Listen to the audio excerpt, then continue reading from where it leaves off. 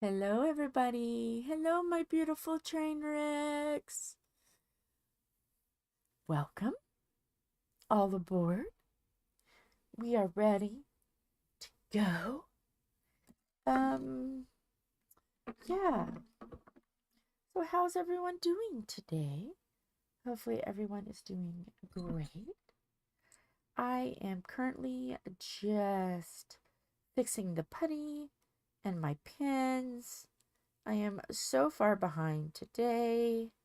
I did not wake up until very late, like 11:30, 12-ish. I don't remember right offhand.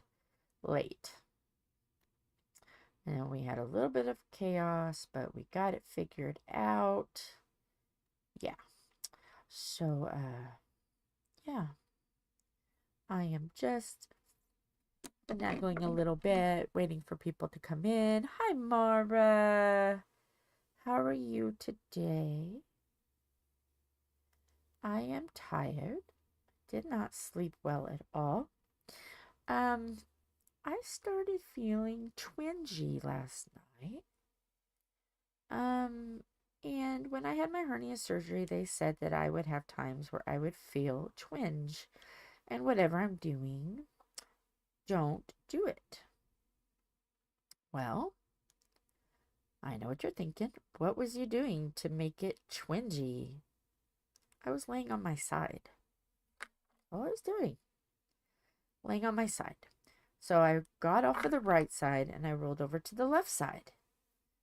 Twinge again. And I'm like, what is going on? So the only way I could lay down last night was flat on my back. It's like, okay, all right, not going to worry about it, not going to panic. They said there would be uncomfortable moments. As long as I'm not doing anything heavy, I'll be all right. So up and down a lot, trying to get comfortable. Got comfortable. You had a bad night too? Okay, it's all right, Sam. Um, so, yeah. Um, so I woke up this morning, was telling Tom, and he's like, that's normal. I had that too. You just feel uncomfortable. You can't get comfortable, twingy, blah, blah, blah. Don't worry. As long as it's not painful, you're fine. Like, okay. So I went back to sleep, feeling more confident. Could not get comfortable. I could only sleep on my back. I'm a side sleeper. Yeah. So just couldn't get comfortable. And then got an alarm thing, woke me up, and I have 2 appointments on the same day. One is my PTSD exam, and one is for the urinary blood clot thing. So, I gotta decide which one is more important at this moment. I am kind of like I'm leaning towards the when I'm dehydrated, I pass blood clots. I think that's more important than the PTSD because I've lived with this for 40 years. So I think I can go a little longer, but I want to know where the blood is coming from when I get dehydrated. So I think I'm kind of leaning towards that. What do you guys think? What's more important? PTS dreams or when I get dehydrated, find out why I'm passing blood clots? I think the blood clots. Yes, I seen that about peaches. And I want to sing the song. But I can't sing the song. But I'm glad you got a vet's opinion about peaches. And hopefully peaches will be okay. We must all give our healing, loving thoughts and prayers towards peaches. So peaches will feel better because peaches is family. Just because they got fur and paws or beaks and feathers, they're still a part of the family. Because I love animals and birdies and stuff. So Peaches is a part of the beautiful train wrecks. Oh, did you? Uh-oh. Hopefully it was good. Are you going to be able to get her, him? Her? Her? Why can I not think? Okay, peaches. We'll just say peaches. Oh, good. Good. Good. Amazing. I am so happy to hear that because I was worried. Yeah, okay. Because peaches is kind of like a name that could be either or. So yes. I'm glad to hear that peaches is going to be looked at. And that everything is going to be okay. Because we're going to think that way. We're going to think Peaches is going to be fantastic and healed and wonderful. We're going to put that intention into the universe. Yes. You know, if they want you to, you better. Because if there's any kind of blood loss or anything for a cat, that's so important to nip it that in the bud because they can dehydrate and their iron levels can get really low really quickly and they can get very ill very quickly. So yes, see if you can get them in any quicker. So yeah. Okay, spiel time. Ephemera3d tray. Let me get to the camera. Yes, it looks a little wonky right now, but I think this is the best way that you're going to get the best views. So, Ephemera3d tray. Etsy. Love it. My pins.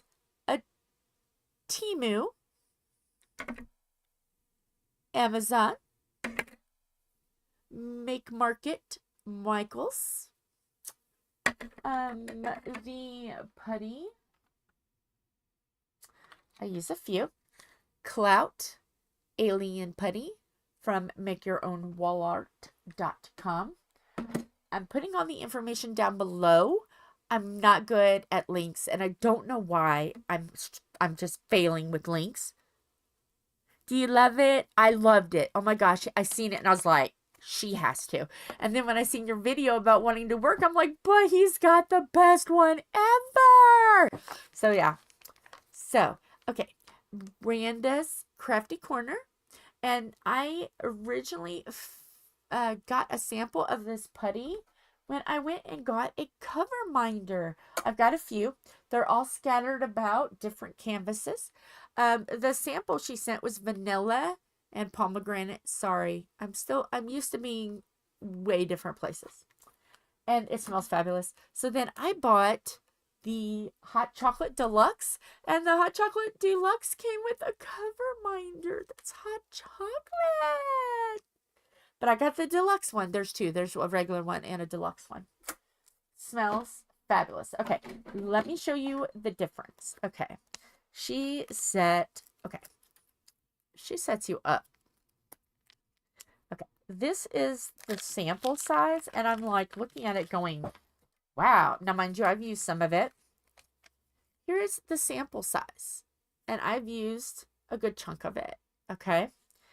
This is just how much she gives you. Oh, hot chocolate is amazing. Smells amazing. This is just how much she gives you. I mean, she really stacks you up. And you can tell where I've taken. Look, sample. Look how much putty you get. The sample was a little bit bigger than a postage stamp. I have used it for a while. But look at that. Huge amount. Huge. As I say, huge amount. Huge. So yes, putties.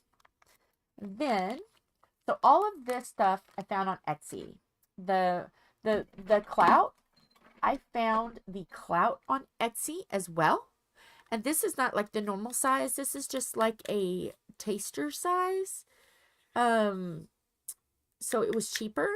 But this is just like a taster. Just like a chef kiss. They are bigger than this.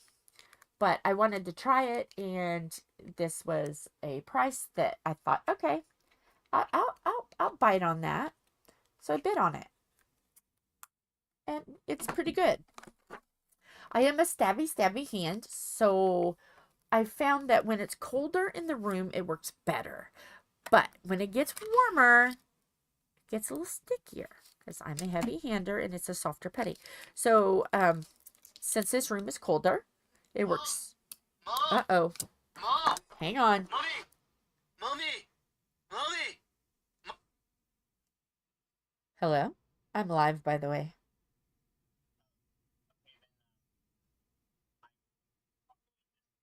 Lana's just got back in. I haven't told you about her appointment, but you're live. Yes, I'm live. Okay.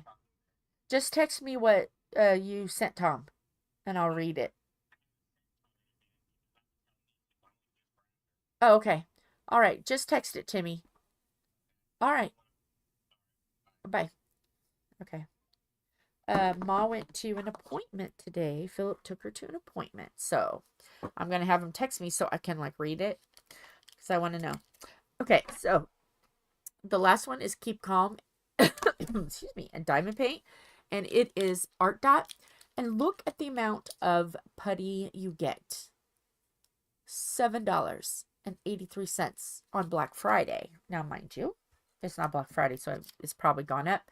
And you also get a little poker to help you work with your putties. So yes, that was on Amazon. So let me go on to the next one.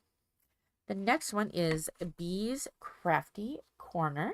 She does cover paper. So I'm just organizing my cover paper because it's always upside down. Okay, the very first that I seen, because I dearly love her, was Crafty-ishKristyn, Pippy Pool Party, and the Halloween Party. Then, of course, had to go to Mushmallow and her boyfriend, Micheal. Her horror boyfriend, Micheal. There's two more. And I will get those soon. Soon. Uh-oh. Mommy. Yeah, that's my ringtone. Okay. He can fix that. That's cool. That's an easy fix because he saved everything. So, they are doing the pink and black event. So you have pink for Crafty-ishKristyn and you have black for Mushmallow. Yes, my nails are. But I wasn't going to use the middle finger as that seems like, yeah. So Kristyn and Mushmallow. Ooh, the pink and black event, which is going on now. The information on how to find the channels are down below. It's going fabulously. And I am doing 5 canvases of pink and black. So every day I'm switching up canvas. My goal, which it looks like if I stay on track, where I do a strip a day for 5 canvases, I should be done like 5 days sooner. So if there is a point where I don't feel good, I can kind of, I have wiggle room and still get it all done. Yes. So, we also jumped on board. We got on the train. We chug-a-lugga the Bees Crafty Corner and said, hey, can you help a girl out? They said yes. So we are in the process of doing more stickers. I'll talk about that in a minute. We also got for samples pumpkin and ghost, spoopy. And then we've got the most horrifying thing ever. We got more inches of snow, guys. So on top of the 7 inches that we already had from earlier this week, Sunday, Monday, we got 2 more inches. So we got 9 inches with no meltage. So we're sitting on 9 inches of this stuff, of snow. But I will say this. The old wives' tale is, if snow comes in like a lion, it'll come out like a lamb. So March with Indiana is usually this. Beautiful, sunny, nice 50 degrees or below 0, snow up to your butt, and chaos. So I think this means it's coming in like a lion, 9 inches. It's only January. So maybe March will be chef kiss. So also down below is a link. You know how I am with links. You can always copy and paste it and put it in the Facebook, like for our group. I don't know. I need editor to teach me this stuff. I don't know. And I'm tired of saying I don't know because I want to link all these places and do all these things and I don't know what I'm doing. I at least now know OBS and YouTube Studio and how to do them together. And I'm getting pretty decent at SteamYard. Is it SteamYard? Yes. SteamYard, SteamLab, SteamYard. The steamy thing. I'm getting decent at that. You know, trainwreck, Steam, I should know. I'm getting okay with that. But it's the administration, SteamYard. It's the administration I have problems with. And I want you guys to know. I might work editor hard, but he is working me just as hard behind the scenes. Don't let him kid you. So, also, for a while, I was doing Google Document. Well, then that turned crazy. So I said, forget Google Document. If you want stickers, we got stickers. More will be coming. If you want stickers, message. I say, I would like stickers, please. We'll send you stickers. And I will not keep your information. Once I send stickers, sticker information is gone. Unless you tell me, please keep it because I know more stickers are coming. If you ask me to keep it, I will keep it. But if you don't specifically say keep it because I want future stickers, it goes bye-bye. So if you've sent me a sticker request, if you don't tell me to keep it, I'm not going to keep it. You'll have to redo. And I will say this again so you guys will know. But I did all that spiel without my glasses on. I don't have my glasses on. I figured if I didn't wear my glasses and then take them off, maybe I'd have trouble. Maybe it'd be a little bit easier reading. No, it's not. So, yes. Yeah, there's that. All right, let's get this going. Girl with the tattoo. I'm trying this out. We're going to do this first because I can get to everything and then hold your buffers. We're going to move this over so I can still get to everything because leaning hurts my back. So we're kind of doing the shuffling it over this way. So there'll be a point where there'll be like a tiny bit of chaos. Just a tiny, teeny, tiny bit of chaos. Just a little bit. But I think the views will be better. And because there's not really much way I can move stuff. I'm kind of like at my max of movement. I tried to think about how to reorganize. I cannot reorganize. This is it. This is it. So, what happened last night? There's a lot to talk about. Okay. Where's the tattoo girl? Oh, she's in the first row. I don't have to lean. I love that. Okay. So, very first thing yesterday was the stream with Wyatt. And we were talking and we decided that we need to, or he needs to make sure that he has a disclaimer when things can get rowdy. Because, like, yesterday's game got a little rowdy, may I say. And, there was some triggering, which, oh my gosh, why I felt so bad about the triggering. So if anybody else was triggered about yesterday, I am so sorry. He is so sorry. Yes, trigger. A trigger warning for sure because we got way too rowdy. And so yes, Wyatt felt so bad that because he wanted it to be fun and entertaining and it ended up being chaos. But what do you expect? It was with Aunt Jill. And so we were talking about trigger warnings. And then, lo and behold, he said, well, this was a couple days ago, but I got to really start working on it last night. He said, Micheal, I trust you. He's making a, for his improv characters, he is making a music playlist for all of his improv characters. What would these characters like in music?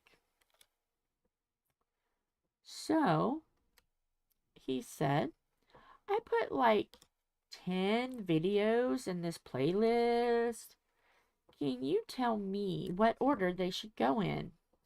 Okay. Challenge accepted. So last night I was watching videos, reading, doing videos with lyrics, watching regular videos of those songs. I chewed on these lyrics. So I got a good list. I gave him the list and he said, fascinating.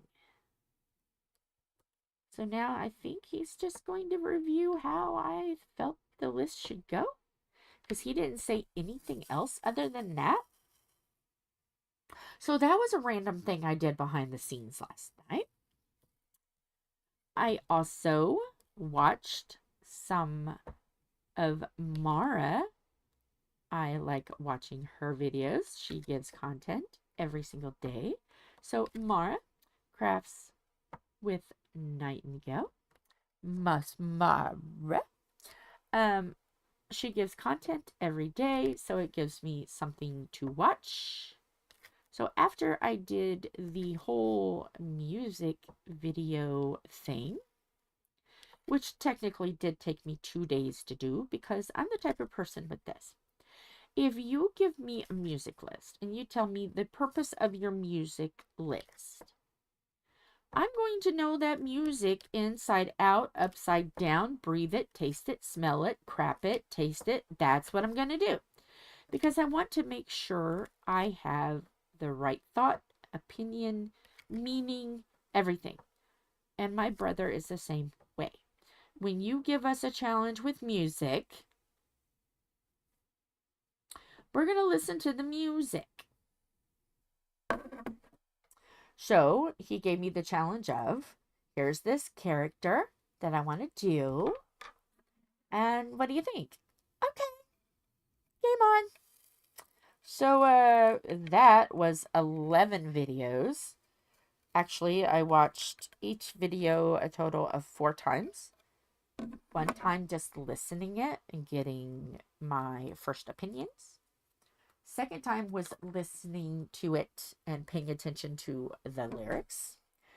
Third time was watching the video, watching a video that has lyrics, and then watching the video as it was intended for the person to watch it. And the reason why I do that is because there's a lot of times that the video does not match the music.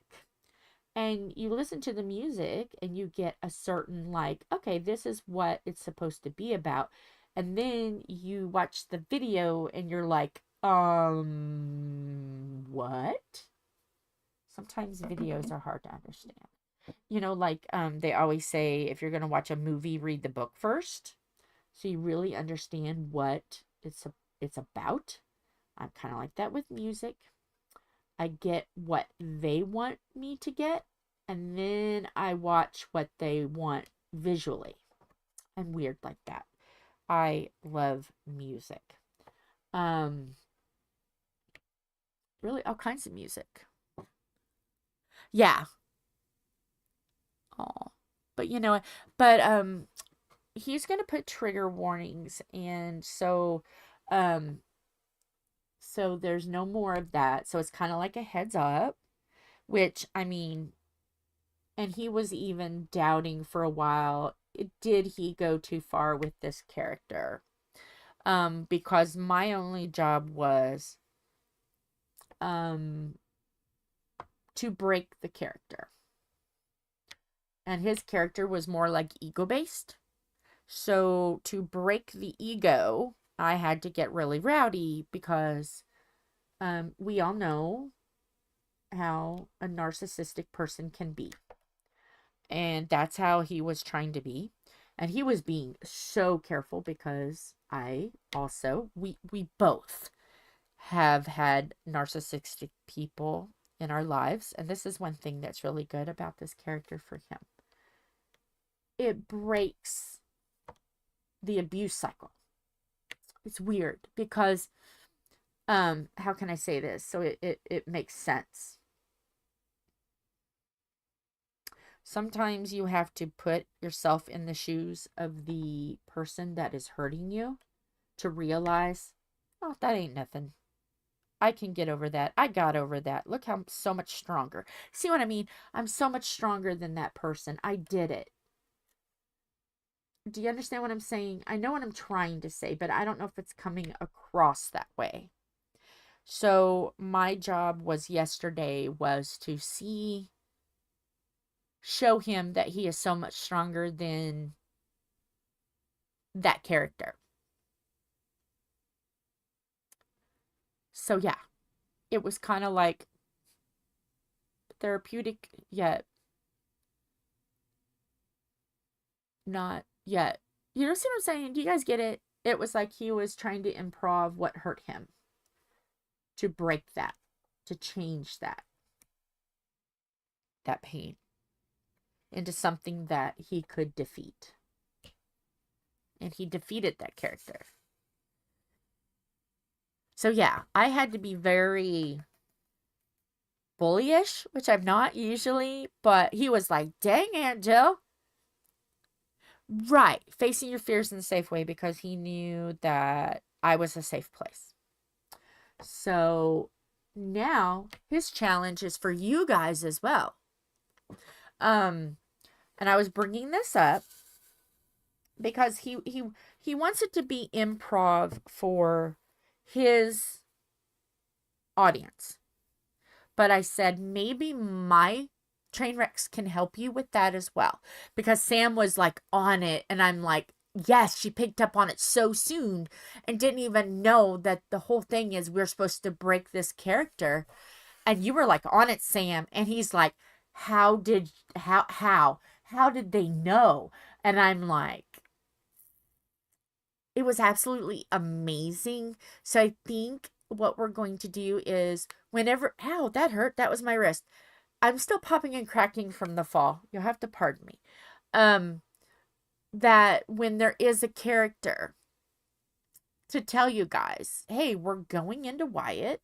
This is what we're doing behind the scenes. Do you guys want to help? And Jill, do this, or he's doing this improvisation. This is what he needs. So it would be anybody willing to do that to help him grow behind the scenes on his improv, but yet not tell the audience that's what we're doing. So would anybody be willing to help me?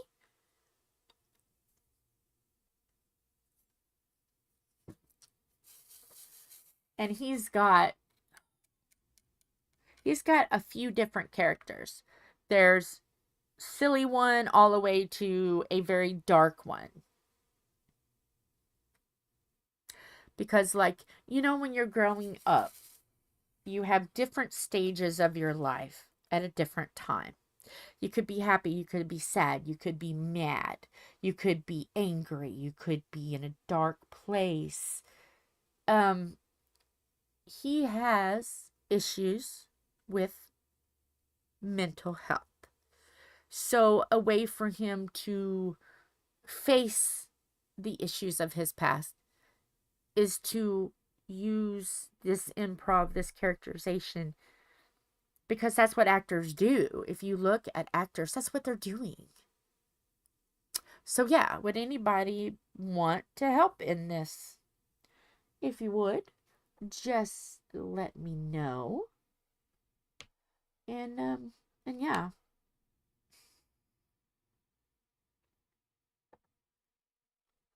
I think it would be absolutely fun. And I know he eventually wants to do a music playlist for everybody, all of his improv characters. So yeah, Angela's gonna be busy in the background. You know, everybody thinks, oh, Aunt Jill, she doesn't have to do anything. Yeah, I do. He's putting me to work. And I don't mind. I love him. My brother, they didn't even know they was even going to be able to have children or not. So when she got pregnant, Wyatt is 2 years older than Philip. And they already knew that I couldn't have children. So they knew Philip was going to be an only child. And Greg and I always had each other. We still have each other, you know. We're ride or die. Um, and so when Wyatt came along, my brother was like, yes, you know, because they didn't even know they were going to be able to have any kids. Okay, yes, we're going to have a child. You're going to have a child. We can raise them like brothers. It'll be great. And then they got pregnant again, but they unfortunately lost it. And so they had it, and they finally just, you know, said, okay, this is how it's going to be. Because they were both getting up in age, and this is just how it's going to be, and it's going to be okay. Wyatt and Philip have each other. It's going to be fine. Well, then Rebecca came 10 years later. My brother was,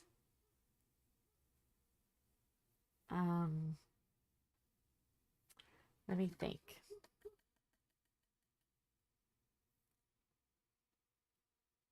My brother was 31 when Wyatt was born. He was 41 when Rebecca was born. He's like, 41? I'll be 60 when I'll be like almost 60 when she's graduating out of high school. But I adore her. So yeah, I'm like, oh, she's got Aunt Jill too. It'll be fine. It'll be fine. So yeah. Okay. I will tell him that, Sam. He'll be so excited.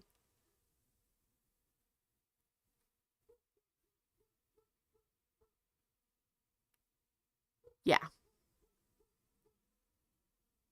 I am very overly protective of my yeah.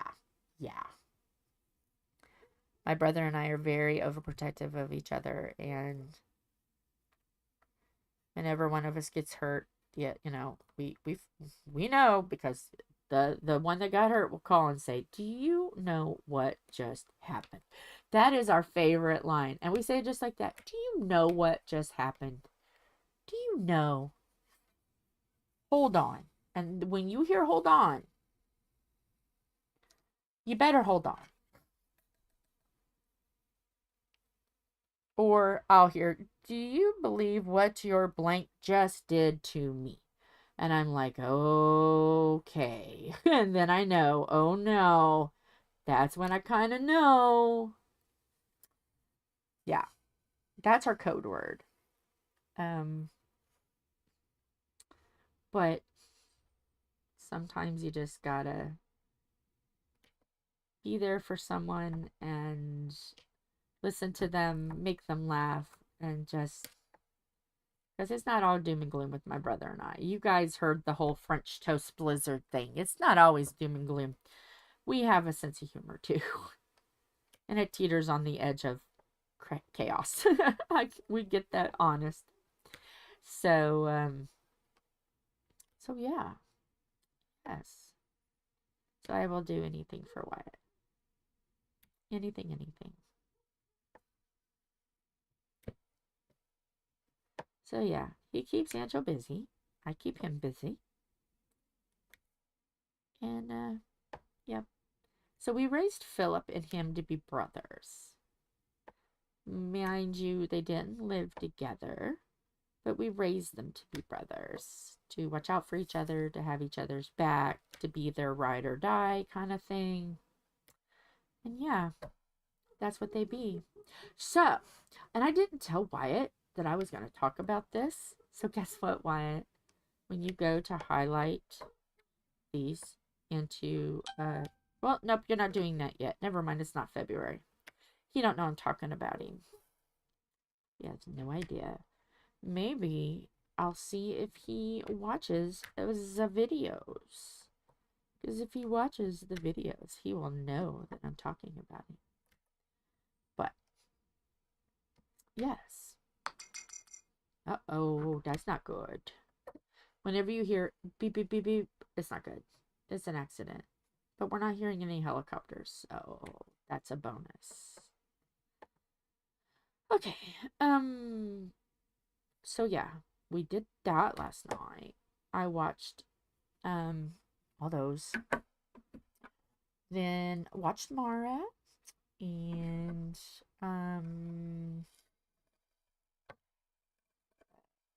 Cousin Bob, I almost said Cowboy Bob. Cousin Bob is going along swimmingly. She should be done very, very soon. And like the more I look at it, he is just fed up with those Christmas decorations and that house and the bows and all that fun. He's angry. You can see it in his bumper. He is scowling. He's angry. He's tired of the snow. He is over it. Cousin Bob is over it.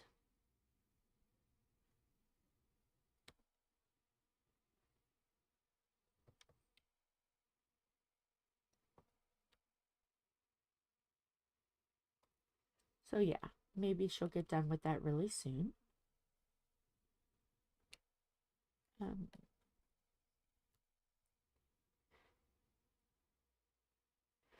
And also, you know, Tom gave me the... Sorry, I was itching my nose. Tom gave me the whole challenge of do a small first. I found 2 little snacky sized Heaven and Earth designs, and we bought them.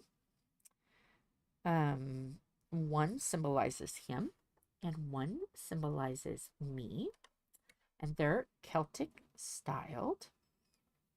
One is a shamrock. I'm not going to show you guys until I'm getting ready started. I'm going to tease you just a little. If you go to Heaven and Earth Design and if you look around, you might be able to find them, but there's so much on there that's dedication. So I'm just kind of describing a little. One is Celtic with a shamrock, and one is Celtic with an owl. And that symbolizes both of us delightfully. So, yes, and they're only like snack sizes. They're like, what did I say those were? Like 60 by 60 or 70 by 70. They're not very big. So it's doable. So yes, I got, we are just going to go ahead and try the regular tablet because we can expand it and make it bigger. So we're going to use that. So I went ahead, I bought the patterns, and we got Pattern Keeper up. He just has to do a little administration work because the tablet is all of his information that's old, and he wants to delete, update, new emails because it was an old email and stuff. So he's got to do that today. He's got to add my information today, and then I'll be able to put the patterns, download them on, because I've already got Heaven and Earth Design on there, and Pattern Keeper's on there. It's just not paid for. And then next will be buying canvases and then getting square diamonds, which I have very little to no square diamonds, but I'm looking. I've heard 2 good places from Crafty-ishKristyn.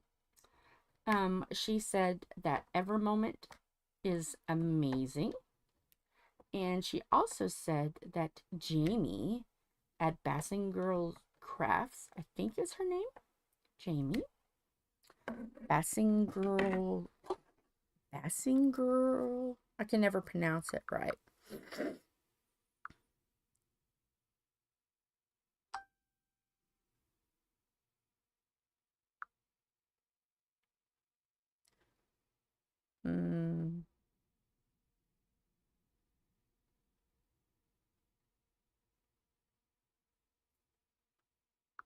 Okay.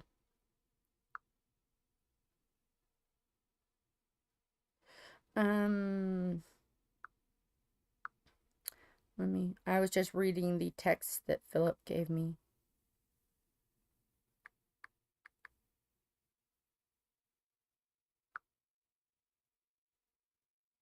Yes, Passing Girl Crafts.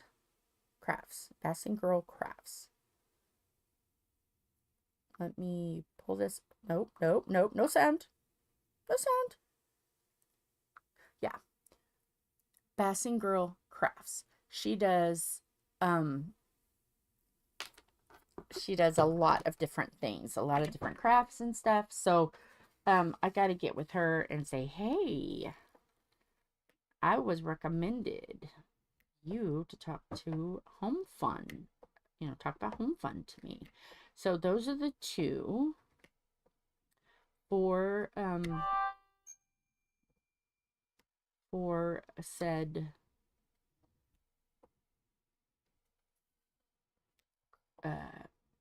getting of supplies. Because I do not want art dot squares after watching Kristyn and her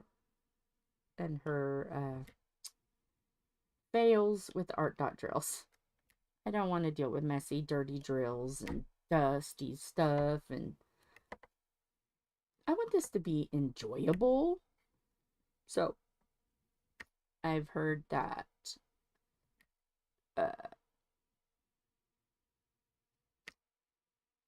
Ever Moment drills are amazing.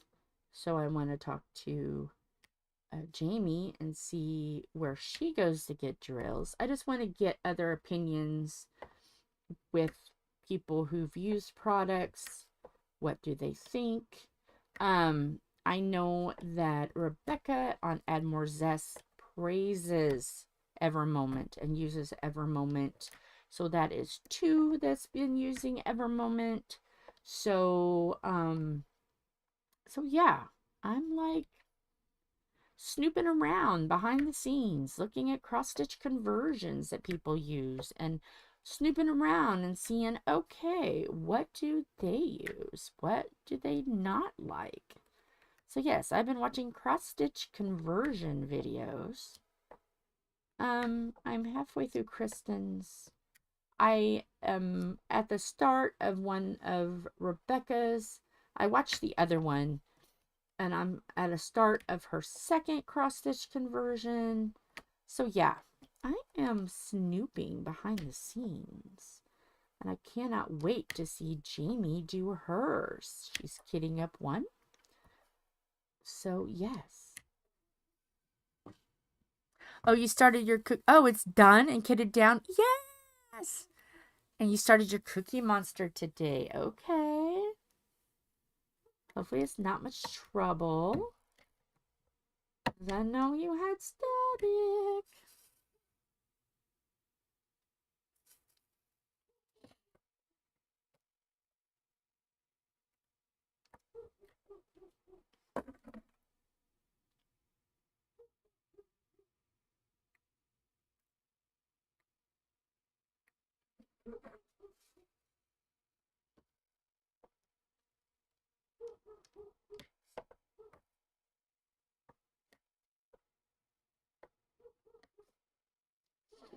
So yeah.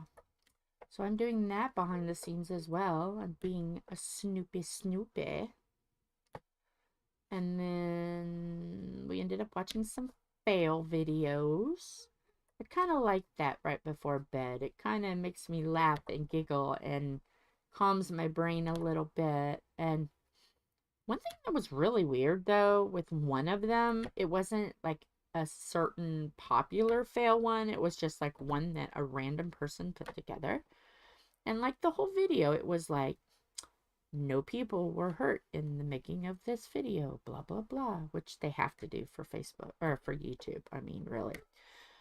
But, like, they threw in that, oh, by the way, that person is unalive. And I'm like, then why are you putting that they're alive?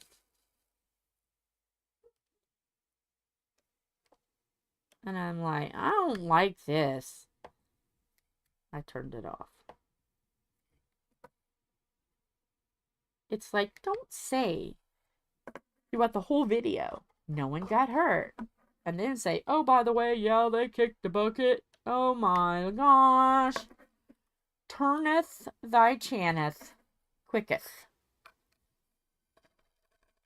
But yeah, watching people, I don't want to watch people unalive themselves. I just want to watch a simple, like, hey, I'm delivering a pizza, and they trip over the dogs, and the dogs eat the pizza. Yay!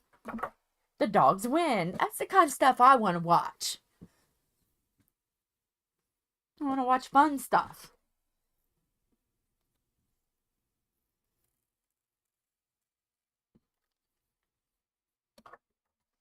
So yeah. Even though Tom and I are still, when it comes to winter fender benders, because obviously you're not going to go fast enough to get hurt because it's snowing, there's ice. So you're moving slow. So I am still team sign and he is still team pull. And Missouri, you do not let us down. Sometimes it's both team sign and team pull, and then that's when we both get touchdowns. And that's what I've started doing it to make it even funnier. Like if a pole gets hit, I put my arms up like a referee and go touchdown. It's fabulous. It doesn't take much to humor me. And as long as people don't get hurt. And a lot of times this happens at the same freaking roundabout. And in the roundabout, you're not going that fast anyway. So it makes it extra fun because they're okay. But yeah, we play roundabout football. Is the sign gonna get it? Is the little telephone pole gonna get it? Are they even called telephone poles anymore? But because most people have cell phones now. So, but cable phones, electrical poles, what's it gonna be, folks? So yeah, we're weird like that. So yeah. As long as it's just a little bit of like people watching slapstick, slapstick comedy,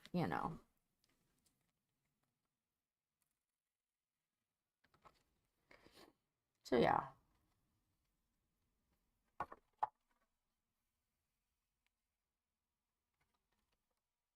So I watched that. My butt did not wake up in enough time to watch any videos again. I woke up late. Not late, but I woke up later yesterday than what I thought I was going to. So yeah, I've been behind. But I'm trying to catch people's, I'm trying to catch them as I get them. So yeah, I do not have a assignment tonight. So yes. So hopefully I can either watch videos, which is kind of cold in here, and I've got a headache, and I'm not feeling great. My voice is fine. Well, it's kind of gravelly. My voice is okay, but I got the sniffles and a headache and blah, blah, blah, blah. Gripe, gripe, gripe, gripe, gripe. Moan, moan, moan, moan, moan. So I don't know what yet I'm going to do. But obviously, if I'm waking up later, my body needs the rest. So I may just curl up in bed with some kitty cats and a doggy, and look at heaven and earth and get the dimensions of canvas I need, do some canvas shopping after I talk to Jamie, look at some drills, write down the drill amounts I need, do some pricing. I may do some more behind the scenes. I may do some little bit of diamond painting housework, some big boss moves. I don't know. I don't know what I'm gonna do yet. I told Tom that I really would like outlets put on all of the plugs and light switches, because as winter is getting wintry and the furnace is on, and as we go, the drier this house is, and I'm wearing fleece, which, you know, when you wash and dry can have static.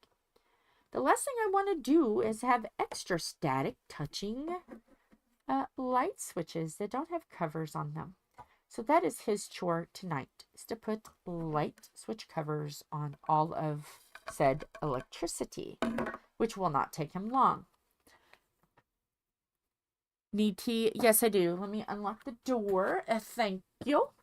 I'm going to put you on cow for the moment. So, enjoy the cow. I'll be right back.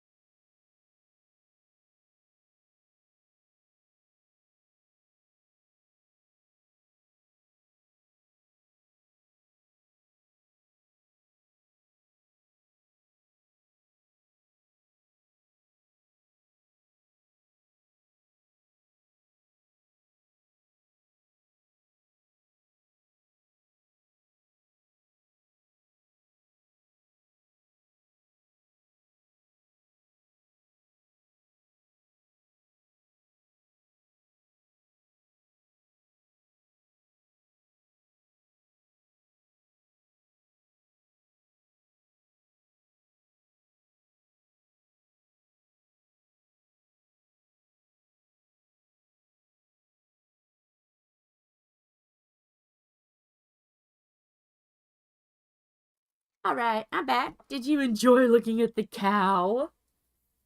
Well, I got my tea. You know, I gotta have my tea. Lukewarm, of course. Lightly sweetened.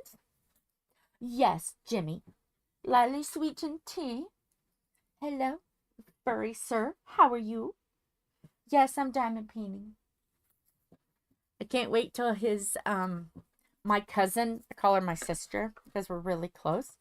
My cousin's sister, well, sister. I can't wait until my sister comes and stay with us for a while.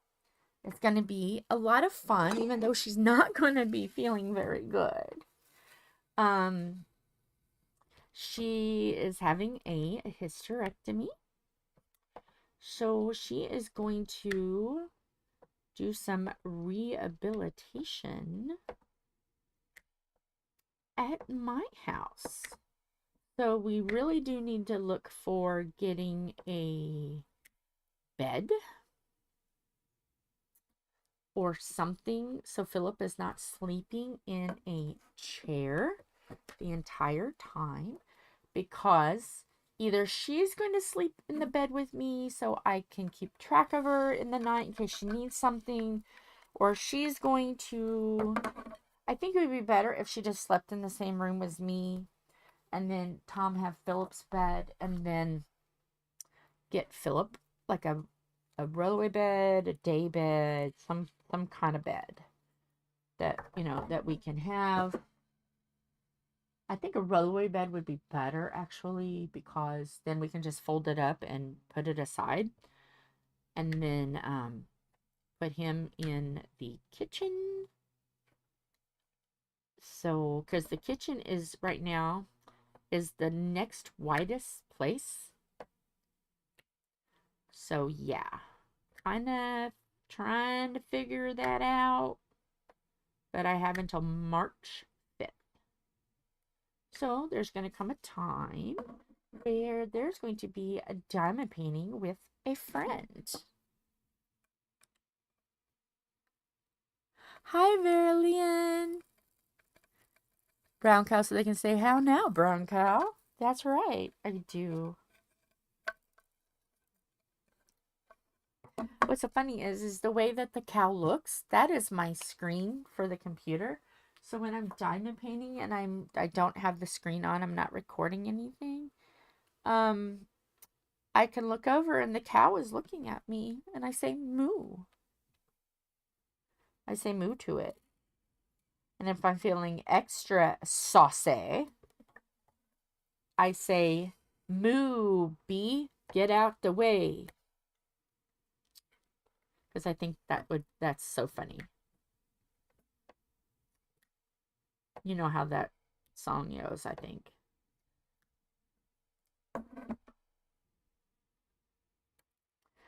My hands are so freaking dry. And that finger is healed a little bit, but it's starting to like go up all the way. It's really annoying. How you doing, Verlyn? Hopefully you're doing good.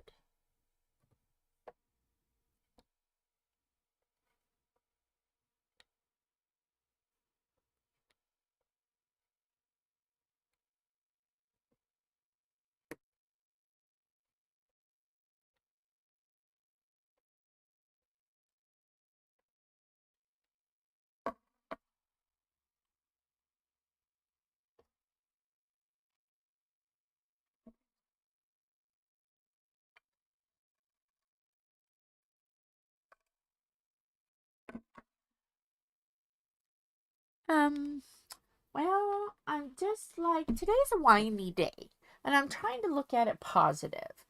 Um, I mean, I knew that after the hernia surgeries that, so I had 2 hernia surgeries at a double. I knew that things would be changing a little bit.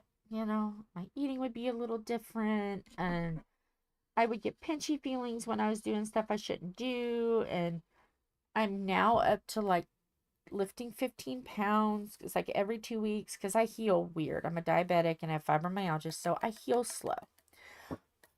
I didn't expect to heal as slow as I'm healing. I went to lay down last night to go to bed, and it was like, ow, pinch. Why am I feeling pinch? I haven't lifted anything. I'm just rolling over in bed. But Tom's like, no, I had that too. It's normal. Don't worry about it. So, yeah, I'm still getting pinchy pinchies. And then it's like the last, Tom and I figured it out. The last since September, 5 months, there's always been something going on. It's either been a cold or stomach virus or the brown Christmases or shingles or a cold. And I'm like, my body, I know I have a bad immune system. My body is exhausted, which I knew. They told me when I had my surgery that it was not going to be easy. So, I had had my hernia for 27 years. It's not going to be easy because they had to do a lot of poking and prying and cutting and more than what they expected. Not going to be easy. Okay, I'm going to accept this fact. But there's a point in time where you just want to gripe about it. Hi, Gary. That you just want to gripe about it. You're just frustrated. And that's where I'm at right now. I just want to feel better. I just want to go do. Because, like, I don't even feel like. Okay. I went one day to go get a hair wash. Because, as you can imagine, bending over. We don't have a shower yet. So, bending over to wash your hair in the shower, but you have to do it with the with a cup, and a basin of water. So, I mean, you have to bend over, or you have to lean back, and it's like, it takes forever to wash my hair. And I'm like, I just want a break. So we went, and I needed my haircut anyway. We went to Supercuts. They were really gentle with me. They leaned me back very slowly. She worked very quickly, and she got it done record time. And she cut my hair, because I needed my haircut anyway. So I don't know if that stirred it up, me just leaning back. I don't know. But anyway I go, it was going to hurt to wash my hair. But with the snow now, last weekend, we were hoping to have our shower back. Tom was hoping to have our hot water back. Well, then, here comes 9 inches of snow. You cannot turn off the water. Because if you turn your water off, because the lines are cold, everything is cold and frozen, and you break something, the water company's not going to be able to come and fix it. So that put a downer. So I had to go and get my hair washed. No, it's horrible. And it is horrible. But hopefully you get a liver transplant. But yeah, your body does swell up. And there's no rhyme or reason. It just does. And it's so hard to heal. And then you add diabetes on top of it. And then arthritis on top of it.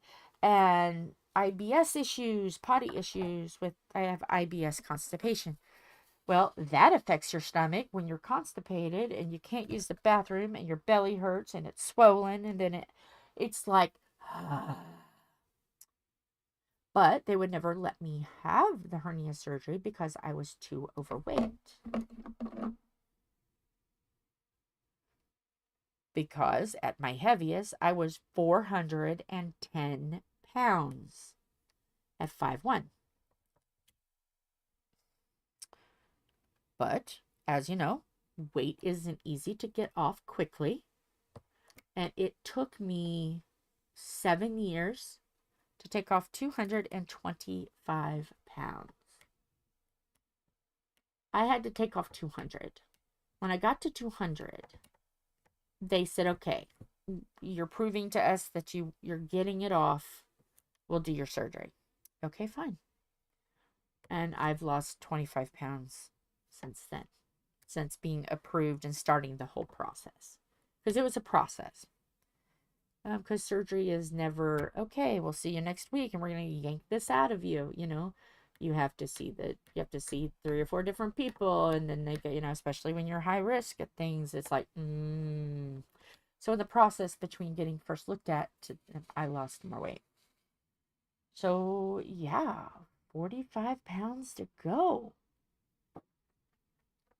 And I knew when they did the hiatal hernia that it was going to change my eating, which it has.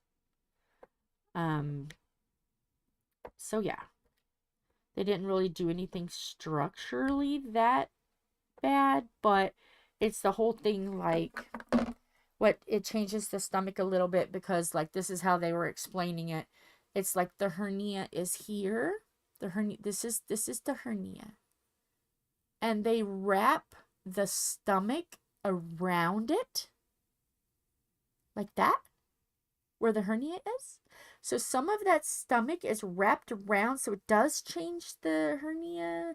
To keep the hernia from popping out again. There's stomach around it. And there's mesh and stomach around it. So it has shrunk my stomach a little bit. But that doesn't mean I get lazy. No. Can I be lazy? I gotta keep doing what I'm doing. But it may make it to where I'm not physically that hungry. And then there's times I'm starving. So I still have that sensation of wanting food. It's not like I got a cheat or anything like that. I didn't. I still have the same sensation. It's just sometimes I don't want to eat. And that could be because of the stomach wrapping around. then with the IBS, then with the swelling of the surgery, then add fibromyalgia, and then, see what I'm saying? It adds up.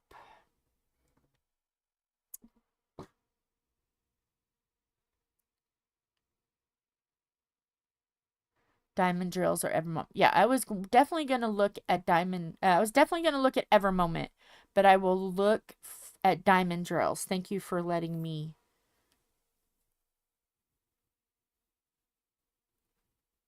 Because I need that too, Carrie.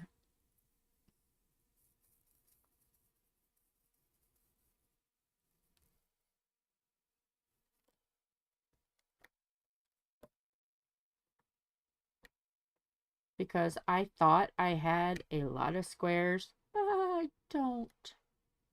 I do not.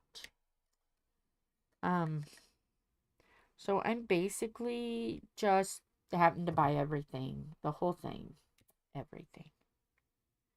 But so yeah, there's a lot of, because like, this is a little TMI, but you know, we're family. I'm gonna go here. You know, I had the whole brown Christmas thing. Well, then up till brown New Year's. Well, then now it shifted the other way. And the other night, it felt like someone was taking a stabby, stabby, pokey, pokey and putting it up someplace.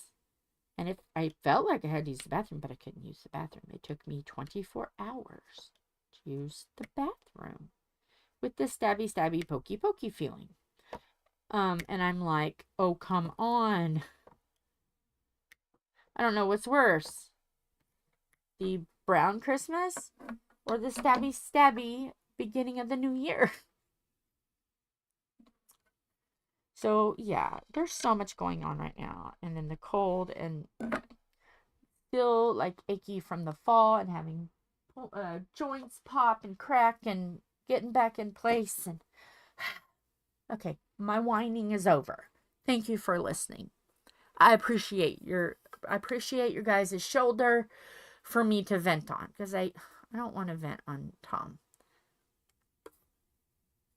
The man is going through a lot right now, between his mom going to doctors and the weather and work and him having whatever's going on, and he's not feeling great because of his joints and the cold and snow, and yeah, it's just trainwreck. So I don't like to bother him that much. And of course, I always have Philip's ear, but you know, sometimes you just need your girls. So yeah. But yeah. Then I've been having some technical difficulties, so I've had to remove some apps on my phone. And once I did, that helped tremendously, because I looked on my phone, and by the time I added the apps and stuff I needed to do the future diamond painting artwork and the heaven earth and all of that and everything I've added, it started making some apps not work. So yeah, some apps had to go bye-bye. So yeah, and I had to delete some things. Oh my goodness, why is my mailboxes 92% full? And I thought, oh, well, I'll just delete them on the computer. It'll be easier. Wrong. You have to delete them from both places. So now I've got to go and delete a whole 92% full mailbox. Yeah. Which I've pretty much looked at everything. There's only a couple that I want to save, so it'll be real easy. Just move those to a different folder and just do a mass delete. But it's the idea. How did I not know? Why did my brain not brain and think, you know, you got to delete them from both places, right? Yeah. I guess this is my day to gripe, gripe, gripe, gripe, gripe, nag, nag, nag, nag, nag. Maybe Tom doesn't want to come home. Maybe he'll just be happier if he doesn't.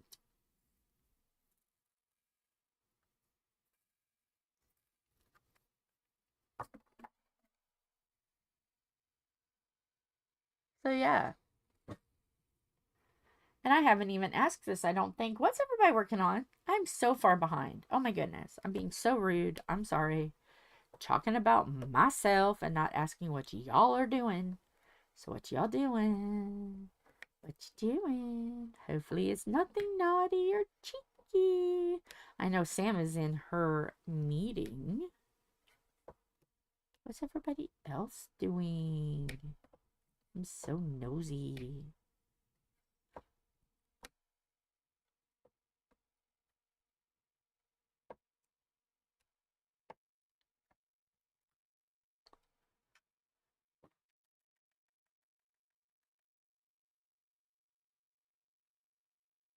So yes, I promise tomorrow not to be a whiny, crying, cheeky little butthead.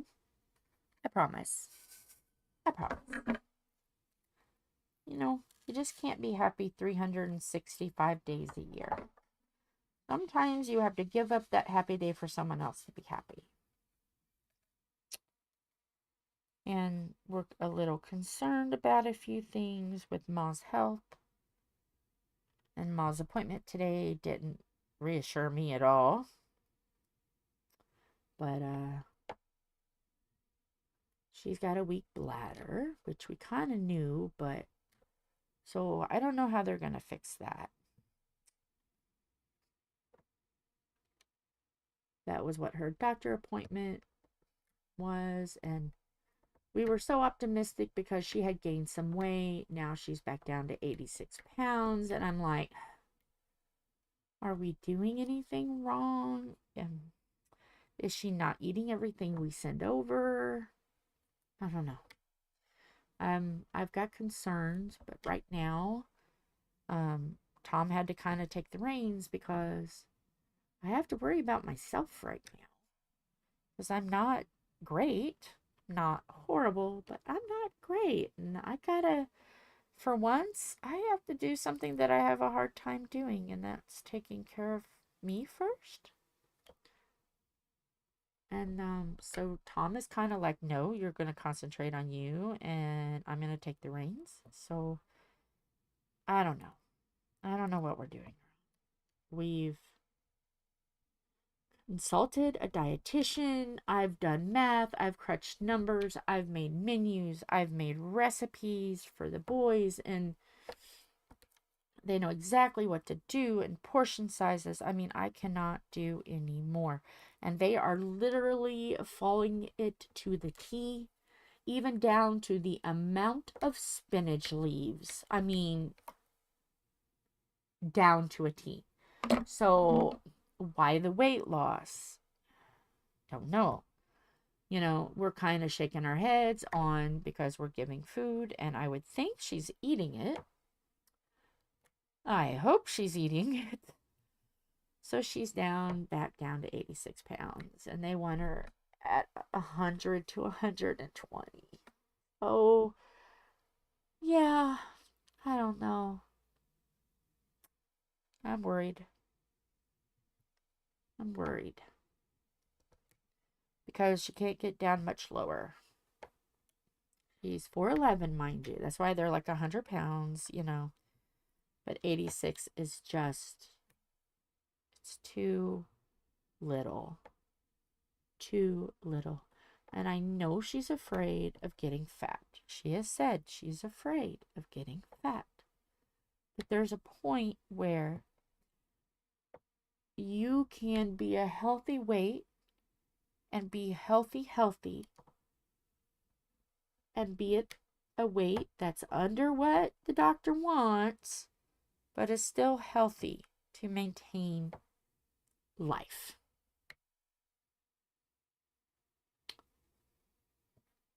And she doesn't understand that. And it's sad because when she gets up in her weight, when we got it up to 90. She felt good. She didn't stagger as much. And I really thought, oh, she'll see that just gaining that little bit of weight will help. But then now we're back down. And I don't know. So yeah. And she doesn't want to have to go to get, like, she doesn't want to have to leave home. She doesn't want to have to get to assisted living. She doesn't want all that. She wants to live. She wants to be independent. She, you know, she wants, mentally, she wants.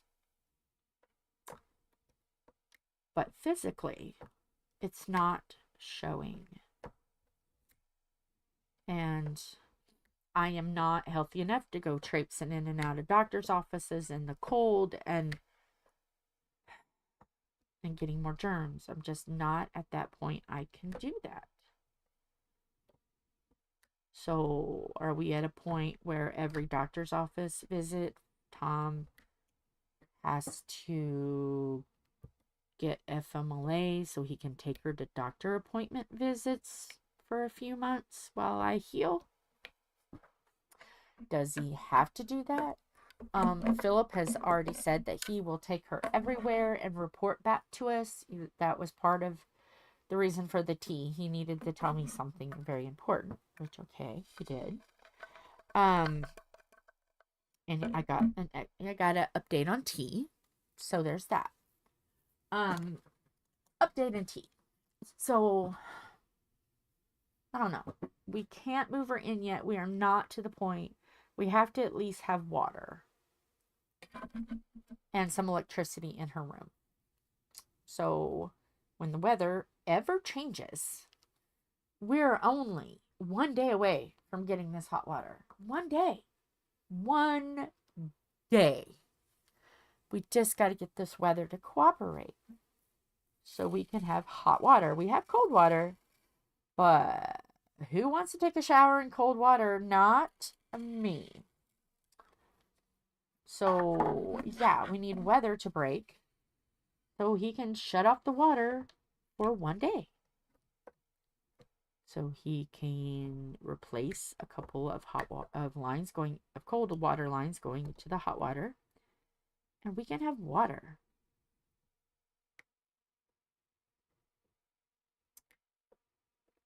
So yeah.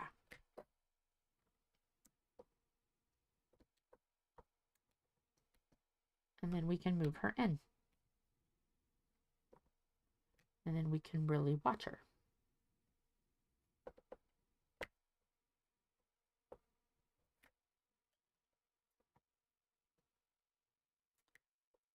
We do have her information on how to go on and get in her portal. So we can see all the clinical notes and everything. She gave us access to that. Tom and I have full access to everything of her. So that is good. She can't hide anything from us. We can see everything. So even if she forgets, which she's getting very forgetful,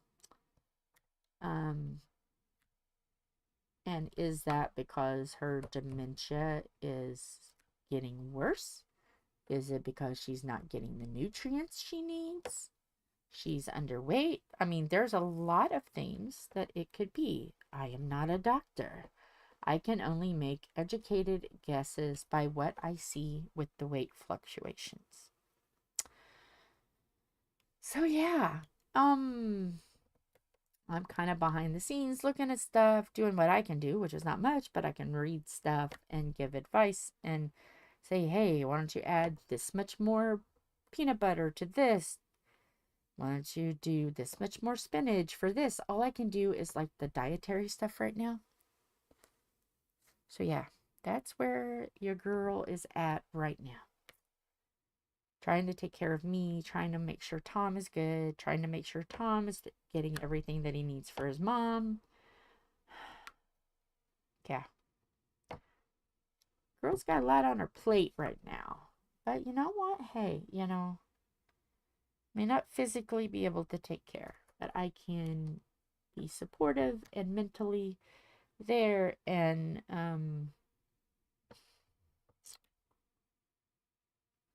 yeah.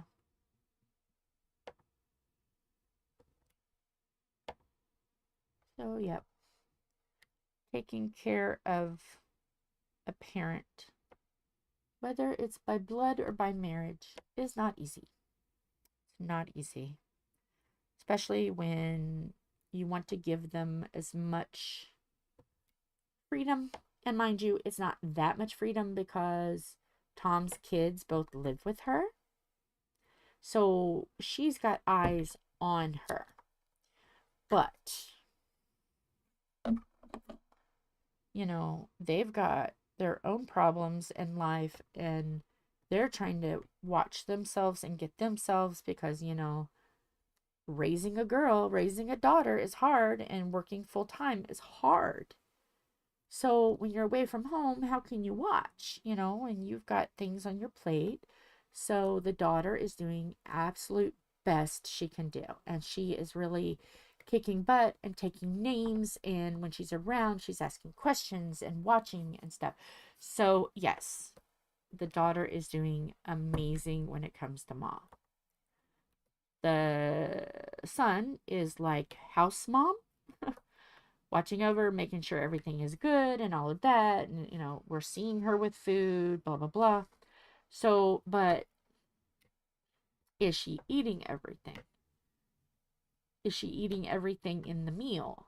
Or is she spreading out one meal for 2 or 3 meals? You know, it's hard to see unless you physically sit down and watch them take every single bite. And not everybody has time to watch somebody eat every single bite. But if we could get the house fixed to where we could get her over here, we could eat breakfast together. We could eat lunch together. We could eat dinner together. I could physically watch her eat everything. But it's hard for me to do that right now. So, yeah, it's challenging. So challenging. And it's not like I'm complaining. I am not complaining. Because trust me, if I was healthy right now and I was healed and wasn't getting sick all the time, I would be right over there taking her to doctors just like I did before, you know. But there's a time that you just can't take risks. I mean, I'm still itchy. All the places are gone, but I'm still itchy from the shingles. So it's like, am I really over it? Because just because the place healed doesn't mean I may not be still able to pass it, because I'm still itchy and still getting that burny sensation on my back and stuff. And I'm like, am I really over this? Do I want to traipse over there and possibly give her a cold or, you know, shingles or the stomach bug or...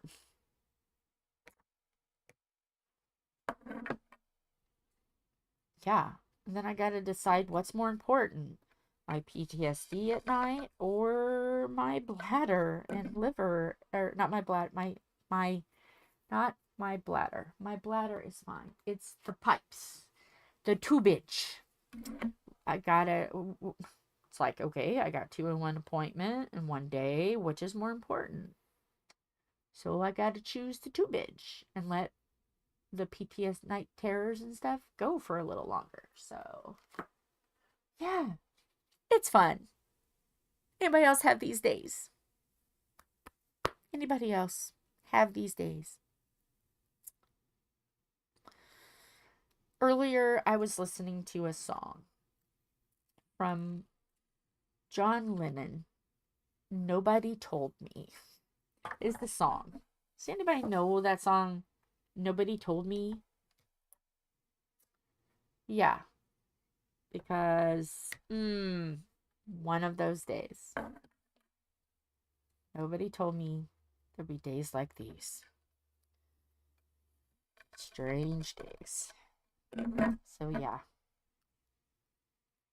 Hopefully, if you're having a day like me, we can work on our crafts, whatever they are, stabby stabby, whatever we do, and just do it. Just do it. Get through the day. Just do it. So yeah. And I'm not trying to be negative Nancy. I'm just trying to spill what's going on right now. Because you guys are my sisters. You guys are my train wrecks. And I love you guys. And if there's something really wrong or I'm just having a really hard time, I want to be able to get things out. Because I'm the kind of person that if I can get things said out, where I can hear myself talk it out, and I can think about it and say, okay, this is what's going on with me. Am I this? Am I that? Am I frustrated? Am I just done? What am I? You know, and sometimes you just gotta talk it out. And when you don't want to bother anybody, you know, that you live with, obviously you don't want people stressed that you live with. So it's like, I got my sisters. I can talk about it with my sisters and my brothers. So yeah. If y'all don't mind. And I know there's going to be a good chance that Tom's going to see this, but by the time he gets home, I will have already got it worked out. But yeah.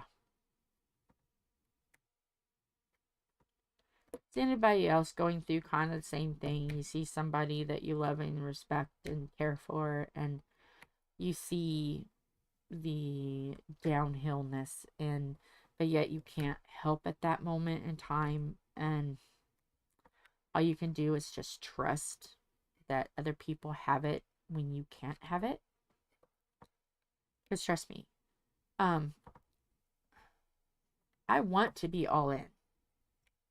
I want to take care of her. I want to love her. I want to make sure that she's doing good and she's doing right. And I want to be all in. I can't. And can't is a very hard word for me. And the other day, I went over there to give a Christmas present to baby girl. And just being over there and walking over there, which there's a house between us, but the house is set back. Walking over there, sitting for a few minutes, and walking back, I was literally just, yeah, I was exhausted just by doing that little bit. And I'm like, oh man, I really am not in good shape right now, you know? And I try not to be like, oh, this and oh, that, or poor me. No. Anybody who knows me knows I am not a poor me kind of gal. So, but you see and you go, oh, holy crap. The doctor was right. Did I really prepare myself for what I really needed to heal myself? Did I really do homework? Did I really put my brain in the right place? But, you know, I think we all go through that sometimes when we're not healing as fast as what we should. And we don't bounce back. Does anybody else have that where you think, oh yeah, I'm good. I'm just going to walk out. I'm going to heal real fast. It's going to be great. And then you're like, oh, this is harder than what I thought. Because I'll be honest, brutally honest. There are times I'm sitting at this board and I just want to cry. Because of either pain in my legs, because I'm still flaring. We're now almost 7 weeks and I'm still flaring and there's still pain and headaches and stuff. And I would sometimes just want to just say, that's it. can't do it. But I'm not a quitter. I wasn't raised to be, my brother didn't raise me to be no quitter. You just keep calm and diamond paint on. So, because I can't lay in bed all the time. And I can't go without diamond painting. Because I didn't diamond paint today before this, and I was like sitting here at 1:10 waiting. Just waiting. Facebook going, is it 2 o'clock yet? Because this is like my release, my love, my what I love to do. And yeah.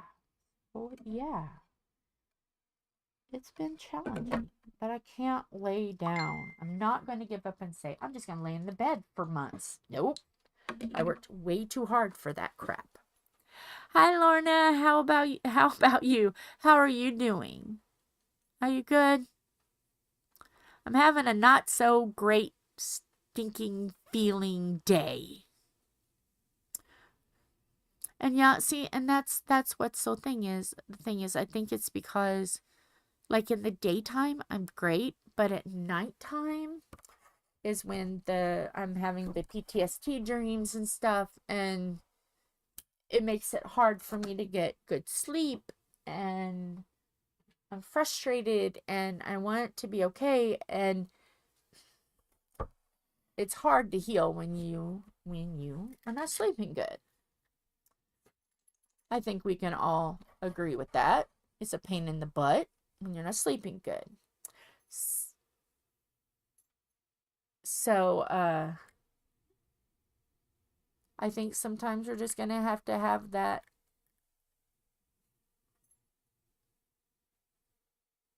And if I have to wait another month to get the stinky feeling at night over, I'm just going to have to. Because I got to find out what's going on with the tubes going to the bladder. I don't want to be passing blood clots. So, yeah.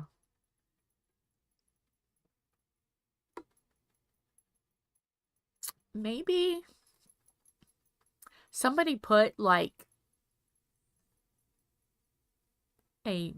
we're all going to have a not so stinking good day blinders on the windows. Because we're all kind of having an offish day, I think. How are you, Carrie and Verilyn? Are you guys doing okay? Or is it kind of, maybe it's winter blues? The blahs?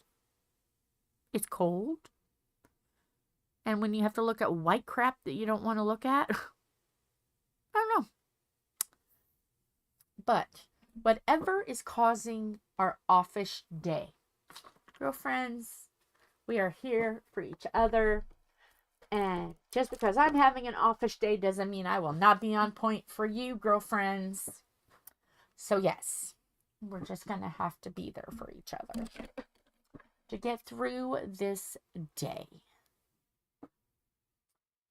The day in which chaos has made.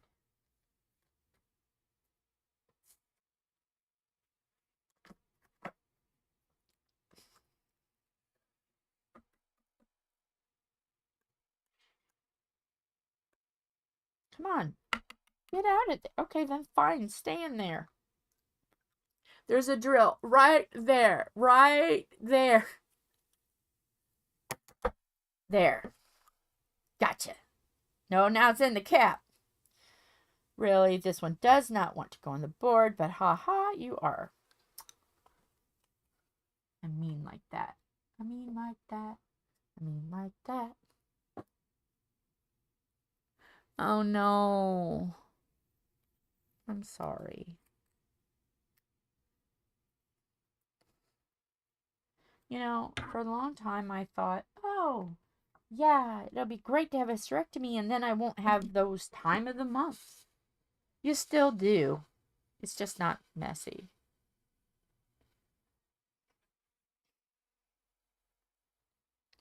You still go through it all, but you just don't show the signs. Say it that way. The emotions are still there, and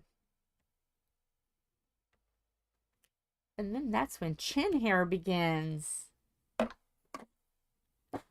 For us girls in menopause, that's when chin hair begins. Facial hair. It's like, okay.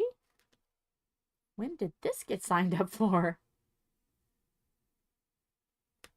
Which, I mean, the doctors are pretty happy because it is really hard to lose weight when you're in menopause. So they're just like pretty happy. But, and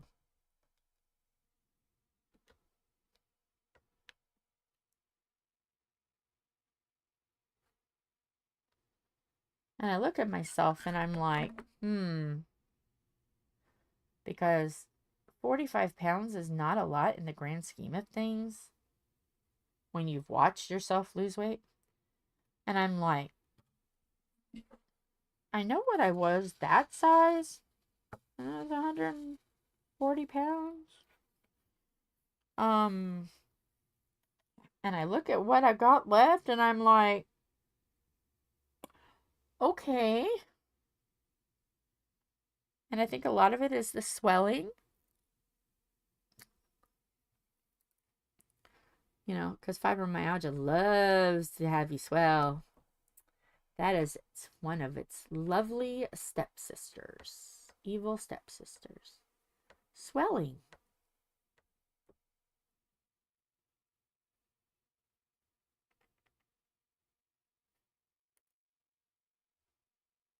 And I'm curious, Verlyn, if you're still in here, are you the type of person that will swell like 1 minute you'll be like, oh, it's going to be a good day. There's no swelling and everything is fine. And then you look at yourself like 30 minutes later and you're like, am I pregnant?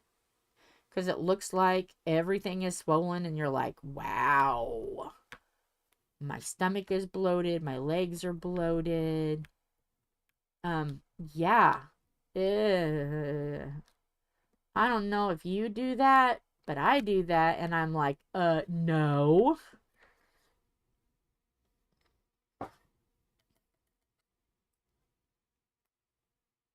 Oh, yeah. Don't know why, but it happens. Like I'll put socks on at the beginning of the day and then and they'll be like loose and I'm like, oh good, okay, they'll be comfortable. And then by the time that I'm done with the evening, I take them off and they're like tight. You can see the rings and I'm like, how on earth?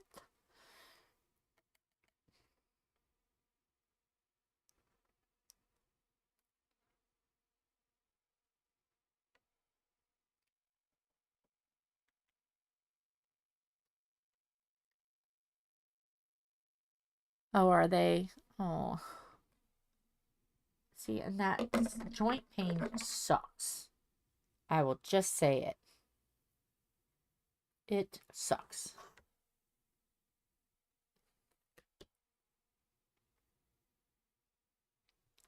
Maybe today just needs to be that we gripe about everything that's wrong with us and just get it out. So, yes, I've already said what was wrong with me today. I got mine out. Everybody, let it out. If you want to let it out, let it out. If you want to let it out, let it out.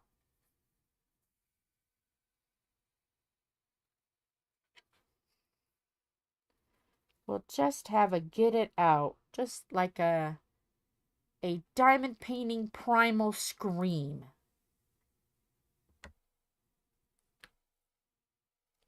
We're friends.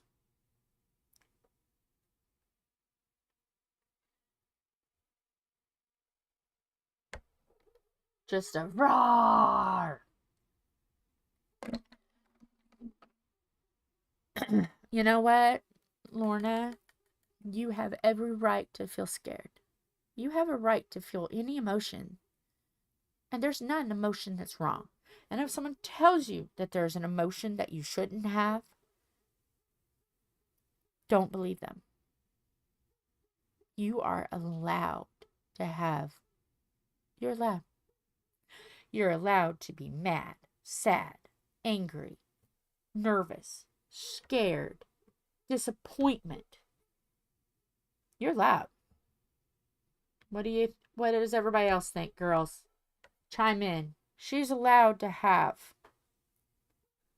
the feelings. She's allowed. Allowed. And if anybody tells you any different, say, no, my sister Jill said I'm allowed. Everybody agree? Should she be allowed to have the emotions she wants?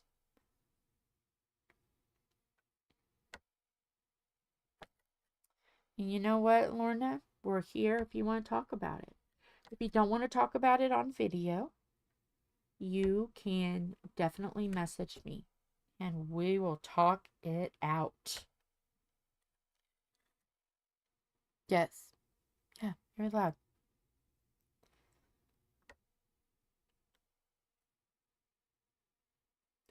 And something else you're allowed to do. And people look at me like I'm crazy. You're allowed to grieve it. Oh, good. I'm glad your new desk came. I'm glad. But you're allowed to grieve. There's 7 stages to grief. And you're allowed to grieve those. You don't have to have a person die to grieve. I grieved. I grieved at my old self when I come sick. Because I wasn't going to be that way. I wasn't going to be that woman anymore. I was sick. Fibromyalgia was going to ruin my health. So I grieved. I went through every emotion. And I allowed myself. And you know, when I grieved over the loss of that point, you know what I mean? Like how I was at that point, because I was always sick. But when I allowed myself to say, you know what? No, this is going to change who I am. I'm never going to be this person ever again. I grieved through it. I talked to people. I talked to doctors. I talked to counselors. And every single one of them said, yes, grieve. You're doing this right. Do it. This is what you need. You do it. And I came out the other side much better than what I was when I went in it. I'm able to talk about it.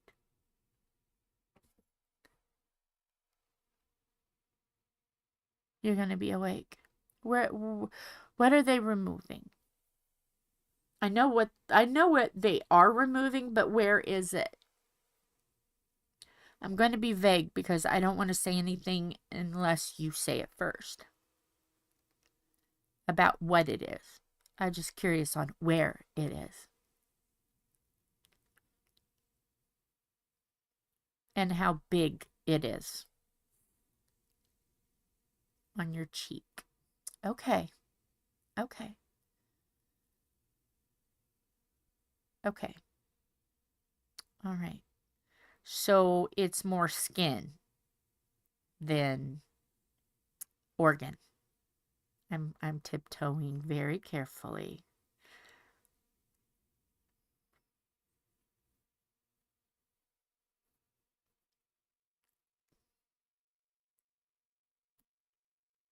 So like, okay. So we're talking big skin? Okay. Or is it more into the fat?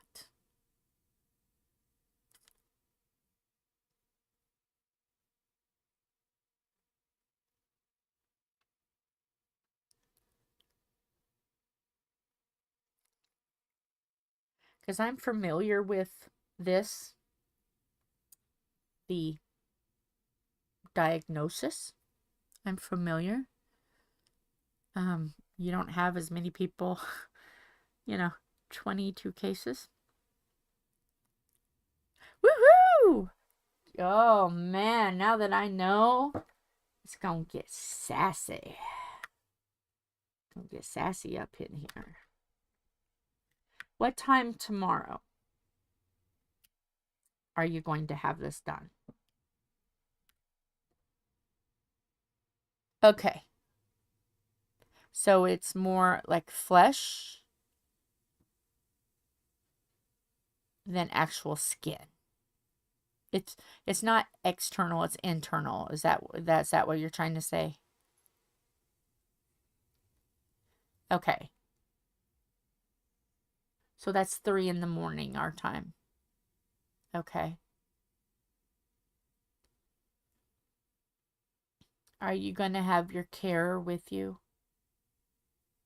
Is Sharon going to be with you?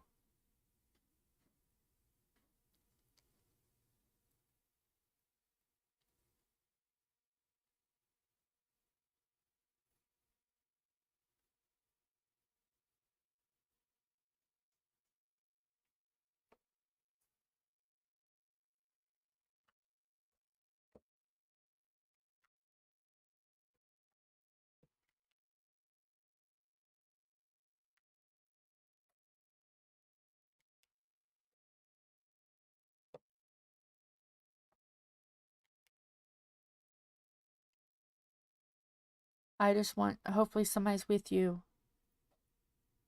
Okay. So, does she know how to get on your Facebook?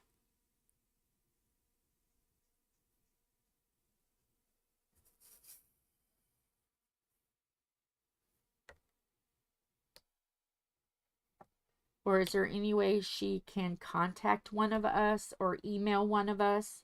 Because I will gladly give you my information to where she can either text or email me so I know that everything went okay. Because you being awake and having seizures, that adds a I'm going to be worried. And I'm going to want to know. So is there any way that I can give you information and she can get a hold of me as soon as it's over?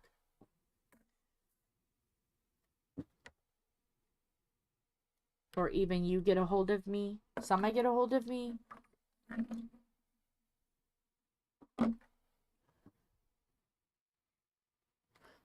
And then I will pass the news on.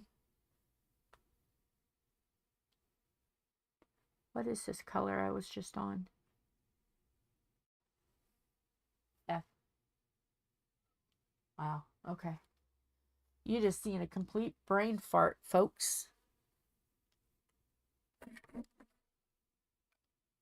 No, I can't imagine that you're going to be able to sit for a while. So, do you have what you need, like pillows and stuff to prop you up when you're... Because you'll probably be belly for a while.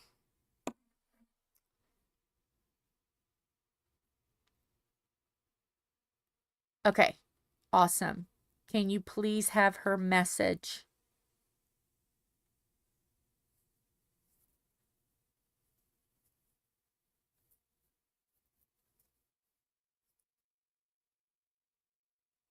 Okay.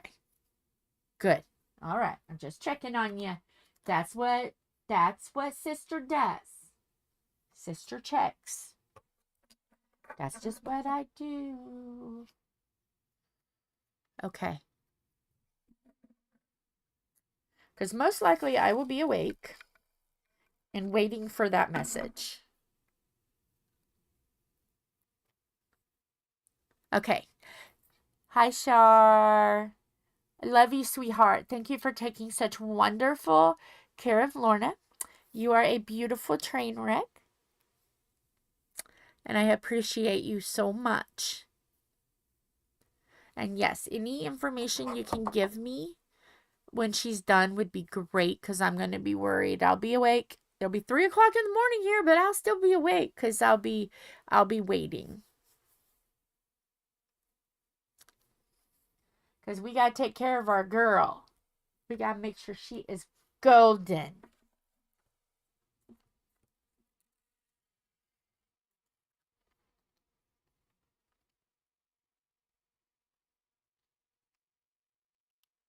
You also got to tell us if she's cranky or having a stinking feeling kind of day so we can cheer her up. If she's having a stinky feeling kind of day, you need to say, Jell, I'm over here and she's having a very stinky feeling day. We can cheer her up.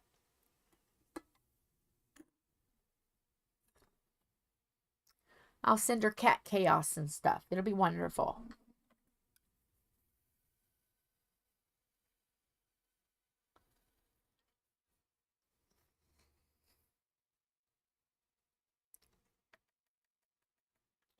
Is she going to be like, come in daytime, periodically, stay with you? How is that going to work? How long is our new sister, Cher, going? Cher, Sharon, what does she like to be called?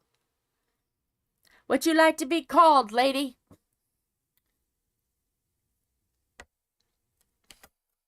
Yeah, you got to be her tattler to her sissy. Because sissy says, no, I will get you out of your stinky feeling. Char? Like Char? Yeah, Char. Okay, Char. We got a cahoot. There's got to be cahootness going on. Sharon? Yeah. There's got to be Cahootville. And you get to see her bum.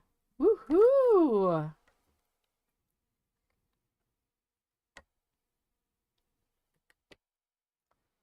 That means you have to behave, Lorna. Because she could pop you on your other one. Your other cheek.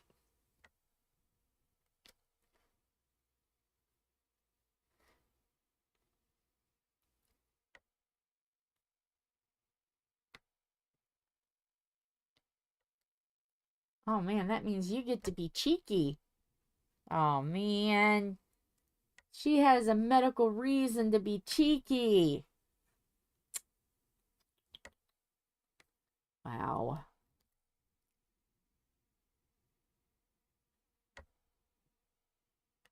So yes, if we are needed, Char, just call on the train wrecks. We'll come chugging down the line. Cause chaos and delay. You already know. You've already listened.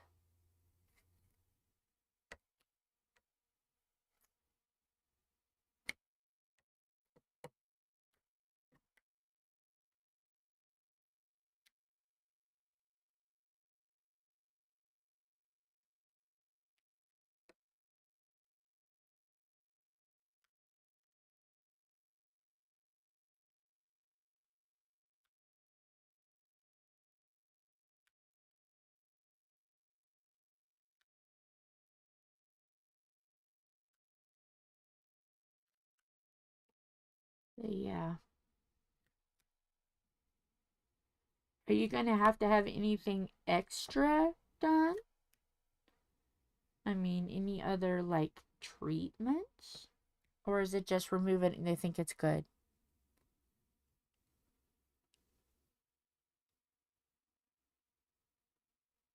Yeah.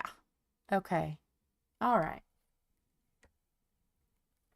Yes, you are going to want to sleep, even though you're probably going to be a bit uncomfortable.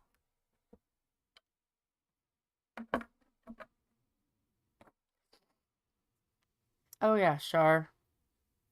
Can you do me a favor? She acts silly. I know they're not going to be putting her completely out. But if she acts the least bit silly or starts saying silly things, can you record it? I won't put it on anything. But if I ever need blackmail later, I've got it. I'm joking. I'm joking. I'm joking. I'm not going to use blackmail against her. But I do like watching those videos of people coming out of anesthesia, even though you won't be going in anesthesia like that. But I do think it's funny watching them. Especially, there is something that hits hard about anesthesia when you get your wisdom teeth out. Ow.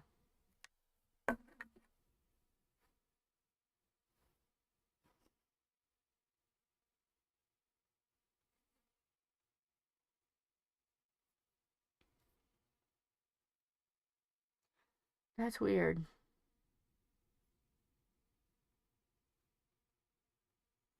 I have to take a moment.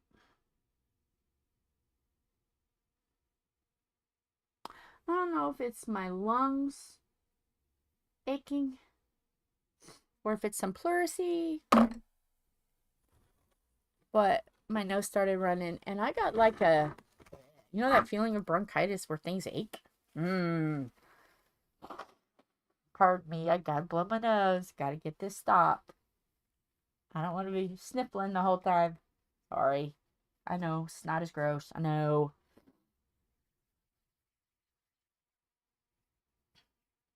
Gotta clean my hands. Hi, Lola.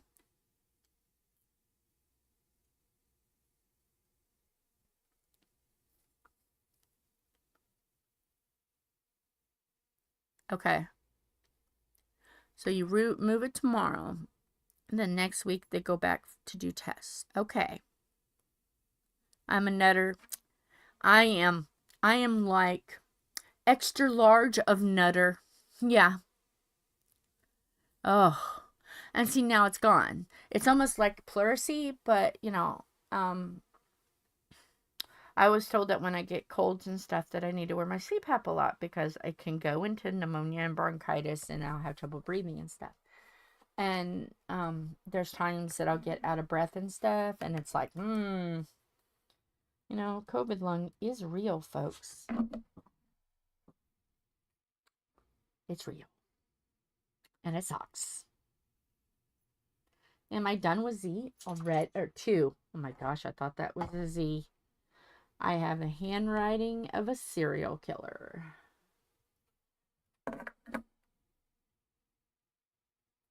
Or a doctor. Why didn't I become a doctor? That's right. I wanted to deal with dead people and not alive people. I wanted to be a mortician.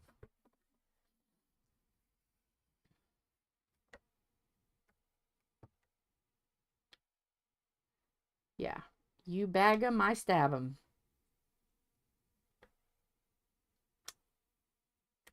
Yeah. What am I doing? Gel Marie. I'm sitting here trying to put things. No, that's a 2. Okay. It can stay. Why was I putting things on 3? Because I was talking about what I wanted to be when I grew up. I wanted to be with dead people and make them pretty and nice and be nice to alive people and do something a lot of people didn't want to do because I'm weird like that. I wanted to make a difference in this world. And it didn't get achieved. Oh, she's watching Dateline.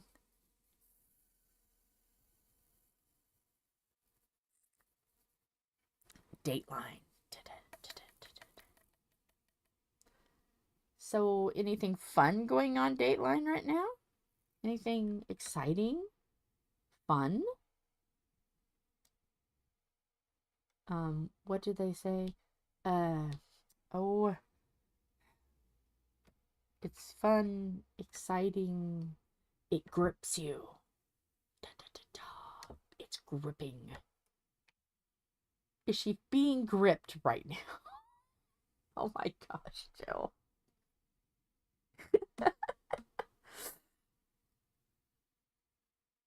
Is someone answering the hard-hitted questions?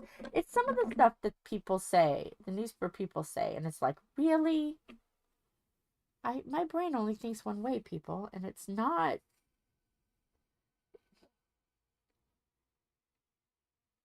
Right. Exactly. The patients in the morgue don't complain. They're thankful. They're happy. They're in a wonderful place.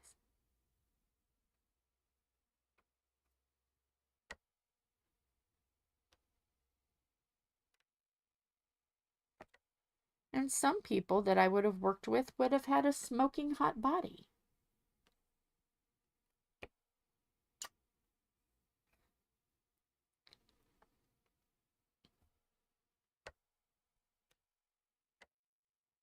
Well, that's more of a funeral director, but still. That's what I'm going to have, is a smoking hot body. Rare. And I'm going to spread myself all across the country. I'm going to be, I'm not going to be worldwide, but I'm going to be around. I'm going to be around. I'm going to take it around town. Little sprinkle here, Jill here. Little sprinkle of Jill there. I'm going to be like earth seasoning. Hi, strong minds.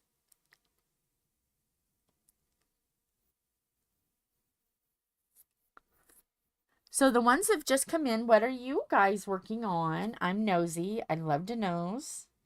I love to see. Love to see it. Make sure you guys put what you're working on in the Facebook group. And if you're new and haven't joined the Facebook group, the link is down below. I hope it's a link. If not, you can just copy and paste it. Because yeah, become a beautiful train wreck. If you want stickers, message us. We'll send you some stickers. And more stickers are coming. And Tom may or may not have ordered some lanyards. May or may not. I'm never going to tell. Just saying. And he may or may not have ordered another big light board that I'm going to steal. May or may not be saying. He tells me, oh, you can't spend, but yet he spends. Yes. Fabulous. Alrighty, see you. Thank you.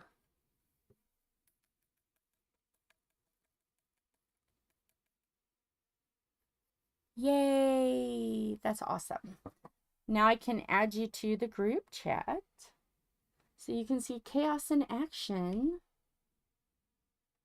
because you never know what you're going to see.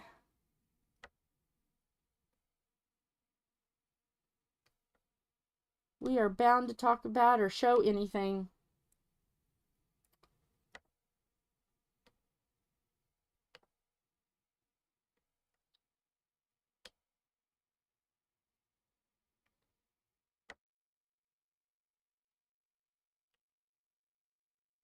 One point, I wanted to be a radio, what was that? There was a job through using ultrasound. I don't even know what it makes now. I just know it was 6 figures when I was looking into it.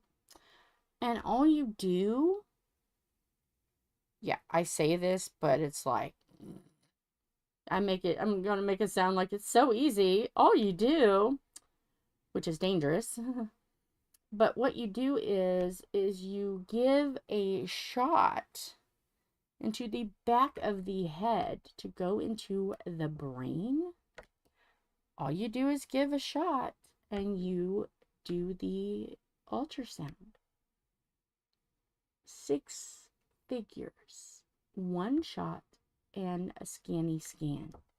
That was a long time ago. I don't even know if that job even still exists. But, yeah. 30 years ago, I was looking hot and heavy into that. Then I wanted to work with pregnant ladies and see babies. But then, yeah, I couldn't lift. So not being able to lift canceled out a lot of jobs.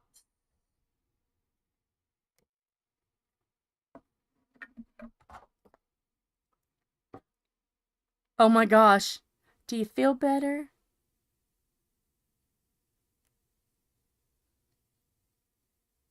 Do you feel better, Char? Did you lose some weight on that? Did you take off a couple inches? Did you sigh afterwards? Hopefully it wasn't silent. Well, no, it wasn't silent, so it's not going to be deadly. I'm the wrong person to talk about farts because I'm like, you guys already know, I'm 4th grade humor. We've discussed this. We've discussed my humor. Has Char heard of my humor? Char, have I talked to you about a place in Indiana before? Do I need to go there? Do I need to go there? It is fitting what Lorna's having done tomorrow and Char's gas. It is fitting. Char, have you heard about a little place in Anderson, Indiana? I'm just saying. We can revisit for Char. Oh, she does know about... Okay. Okay. Does everybody know about a place in Indiana? Does everybody know? Has everybody heard? If we have no takers, or no one has been, you know, if we have someone that says, I've never been there, then we'll talk about it. If not, we're going to just move right on.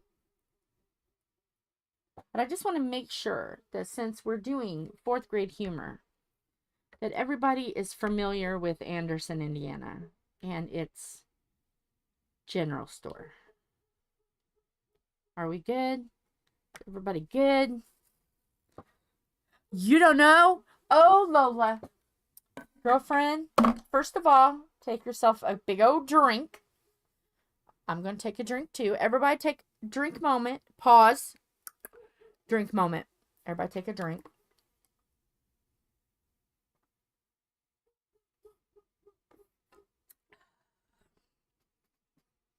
Okay.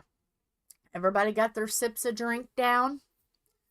No spit takes here now. I'm not going to ruin people's drinks, especially if it's coffee. Everybody good? Okay. Because Lola and I were talking yesterday about, you know, that she's not that far away from me. She could be like a murder stalker. When I told her she could always come over and I could stuff her with sweets and then we could diamond paint and I could force her to answer a lot of questions. Well, I could stuff her from sweets from the place we're getting ready to talk about. Once upon a time, in this town called Anderson, Anderson grew that day. People from Missouri said, I want to spread. I want to spread out. Can Illinois, is spreading to Illinois too far? No, I need to spread wider than that. All of you guys that already know, you let the laughing. I just have to preface this. I have to make this good. Because we got Lola here. So they wanted to spread even further than Illinois. So they decided, Indiana's got 4th grade humor. They'll get it. So let's build. Let's spread. And not only did they spread to Indiana north, but they've also decided to spread east. So may I say, the company that decided to spread north and now east? Oh yes. It's a wonderful little company. Started out as a fudge place where you could get the most glorious fudge and they will pack it for you at Uranus. Oh yes.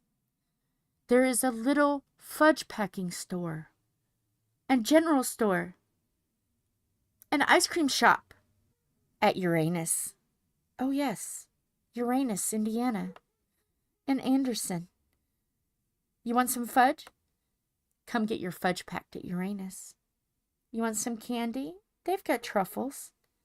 You want some chocolate on those balls? Yes, they'll chocolate your balls at Uranus. You want some ice cream? You need a good lick? They've got some ice cream at Uranus. They've got shirts. Crafty-ishKristyn got a sticker from Uranus. And I got a matching one too. It's on my board. Just to show that I'm not kidding. I'm not kidding, folks. Not kidding. Rawr from Uranus. Not kidding. Uranus in Indiana exists. And it's fabulous. Are you from Tennessee? Are you lacking some hair? Do people call you a hillbilly? Nah, you can go to Uranus and get everything that you need. If you're bald, a brushless hairbrush, you can get that at Uranus. A toothbrush with no bristles, because you have no teeth, they got it at Uranus. Uranus University have got their own sweatshirts. Tom and I want to go to Uranus and get a sweatshirt. We want to cheer along Uranus University. You think I'm kidding? I am not. You can get married at Uranus. A couple got married at Uranus, and they dressed like dinosaurs, like Rawr over here. And if you look on our page, you will see Tom and I standing in front of a green thing. The green thing is Rawr, is a T-Rex at Uranus. Yes, I would love to be sponsored by Uranus.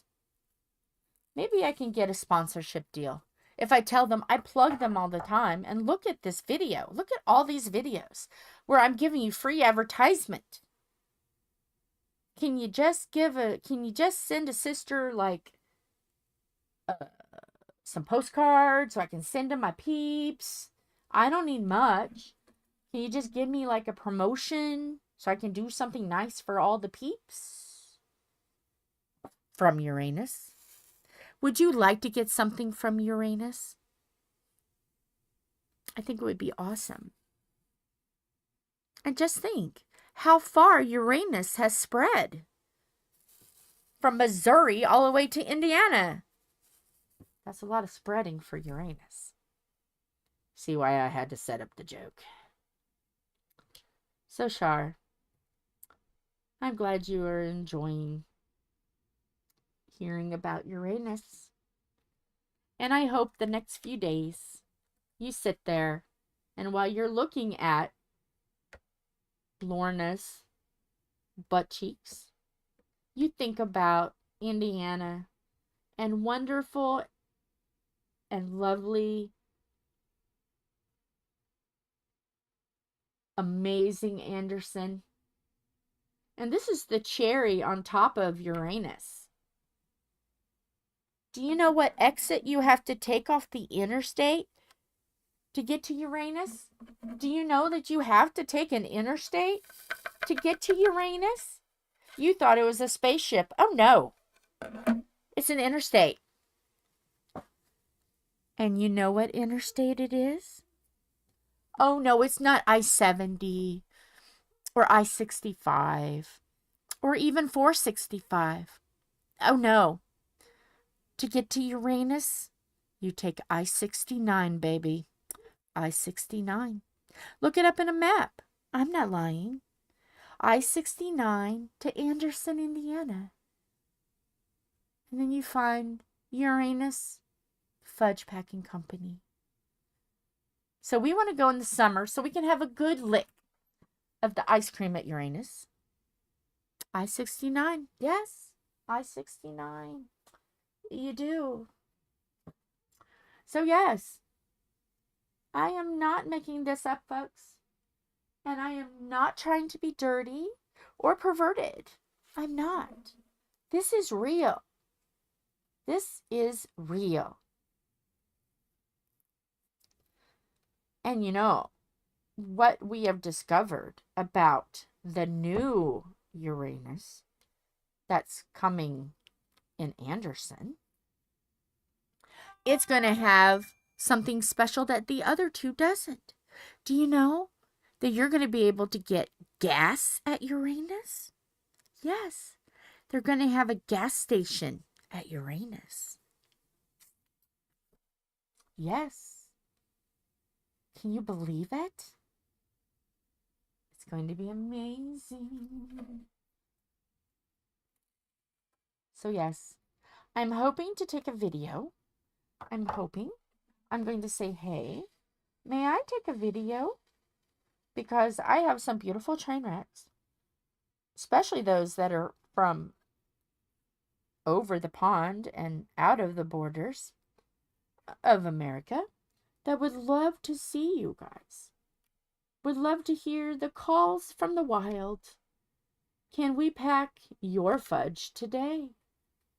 So I'm hoping they will let me record there. So you guys can see, I am not joking. I am not being perverted. I am just singing the songs of our people, praising the praising the songs of the Hoosiers. At the Hoosier State, we have Uranus. And Uranus is just a hop, skip, and a jump from a very famous college, Ball State University. And Ball State University is important because that's where our fearless editor, Wyatt, learned all of his editing skills. Wyatt went to Ball State. And he learned from Ball State that when Aunt Jill comes to visit, she brings Uranus. And we sampled Uranus's fudge. They packed us some fudge and some balls of chocolate. And you can see that video. It is on his channel, which I still haven't linked that. And I'm a bad aunt, and I need to link that on the group so you guys can see. We bought him a magnet from Uranus because, okay, if you're in college, you know, you need something important to hold them papers up to your fridge. Yeah, I'll definitely do the video outside because there's things to see. There's things to do. And there's going to be a couple road trips, but we want to make sure we can see everything. And we will definitely make sure we need gas when we go to Richmond's Uranus, which Richmond is just right across the water from Ohio.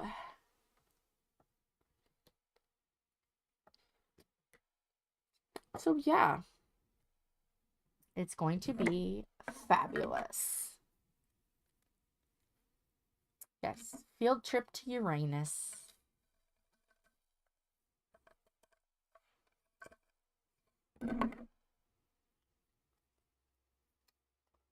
So yes, there's even billboards. Would you like fudge? Come get it packed at Uranus. There's billboards. This is high-tech stuff. This is important. They bought billboards.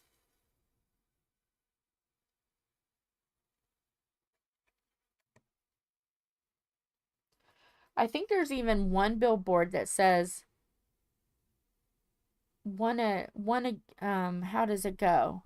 Come and get probed at Uranus. Come look around and see what we got. Or something like that. I mean, it's absolutely... So you're right across the water at Ohio. So have you heard of Richmond, Indiana? They're still in the process. They're almost done.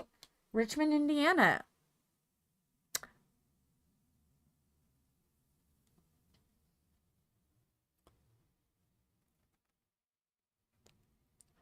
Do you need to take a field trip to Uranus? Do we need to go? Can we meet halfway at Uranus? And we could do a meet and greet at Uranus. That would be fabulous. But don't you have to cross the pond? Or yeah, don't you have to jump over the border though, Lola? We could do one. We could do a meet and greet at Uranus. Get some fudge, get some t-shirts, get a sweatshirt, get a magnet. A meet and greet at Uranus.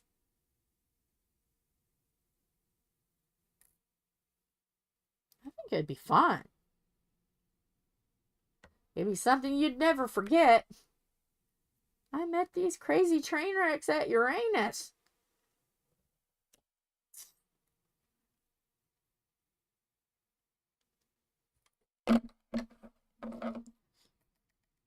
Tom is probably listening and laughing, going, yeah, we'll go. Because he's a good sport.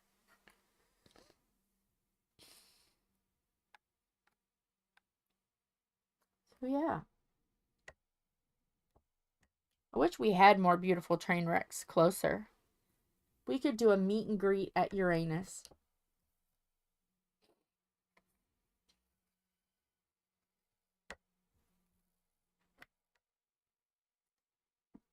They even have their own newspaper.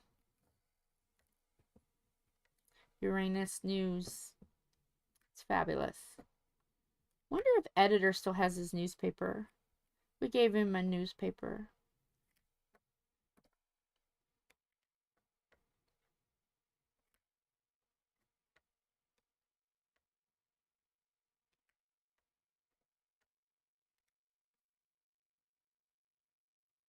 Yeah. Oh, did you? Yeah, that'd be fun. Oh my goodness, it'd be so much fun to do a meet and greet at Uranus. I wonder if it was warm outside and I said, can I do a live diamond painting outside of Uranus? Just do a live. And diamond paint a picture. Diamond paint a canvas. Alive from Uranus.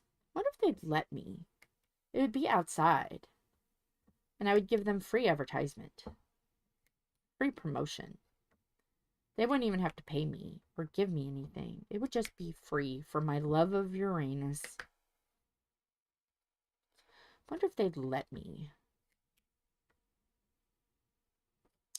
spend enough time to diamond paint. I bet if I bought stuff and, you know, I bet they would. I have to ask because it's outside. I wouldn't be inside. I have to call up and ask questions about Uranus. Wouldn't that be a fun call? Hey, can I talk about Uranus? I need to talk about Uranus, please. I gotta talk to the coordinator of Uranus, please.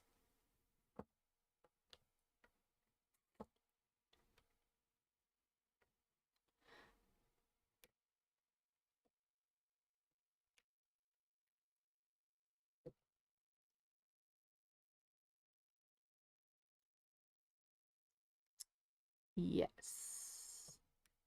It would be fun.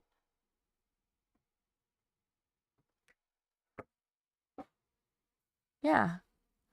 Yeah. As long as I wasn't like drawing attention to get people over to see me.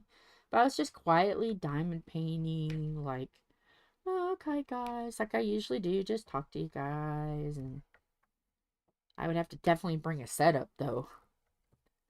I mean, I'd be hard to avoid, but I could travel, you know, bring my travel setup and just work on like some coasters or something. Because like in 3 or 4 hours, I could do a lot of coasters. And I would even give them my coasters and say, here, this is what you guys get for your drinks on the counter. You can have some coasters. I'd be willing to give them something for letting me stab for a few hours.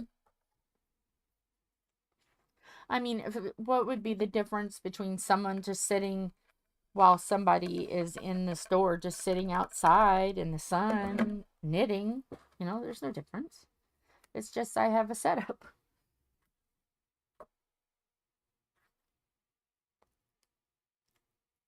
I think it should be doable.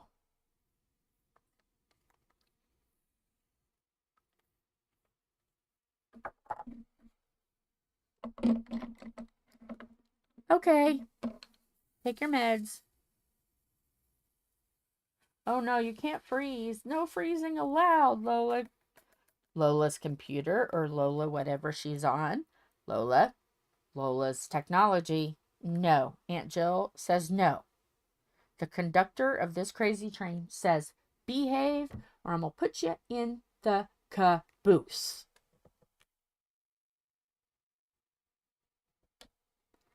Just because I talk about your brainness doesn't mean that you misbehave. Technology. I'll ground you to the corner, and then you won't be able to hear about Uranus.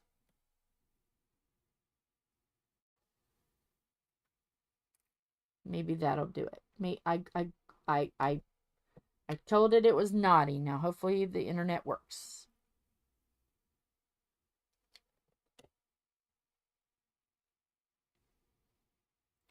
Wow, I just thought of something and I can't even say it. It's that. No.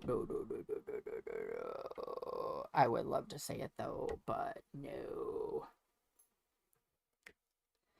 Okay, if I just say this and you can add the other part, then you'll understand.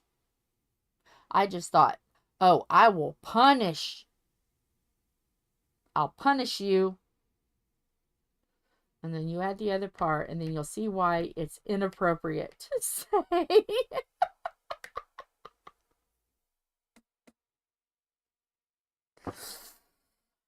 Oh my goodness. Maybe I've gone to 5th grade now too. Did everybody get the joke? Is everybody okay? I'm not nice today, but I'm in a lot better mood now. All I had to do was talk about Anderson, and I'm in a lot better mood. See, I've got myself out of the stinky feeling. I just had to talk about our beautiful fudge company of Anderson, Indiana.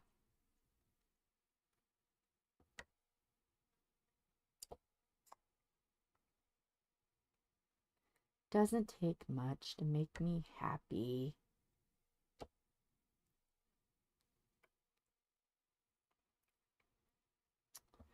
And see, on my other channel, because I have another channel, I want to eventually do a series called Wander Indiana and just go different places in Indiana and show people what Indiana is about and what we've got and what fun things there is to do and stuff, and call it Wander Indiana, because we used to have a, well, it's going to be something like that. I can't use the exact because it's trademarked.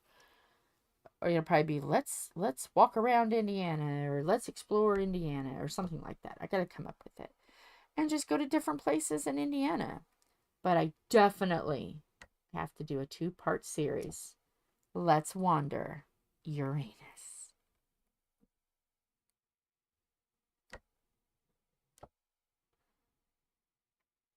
So yeah.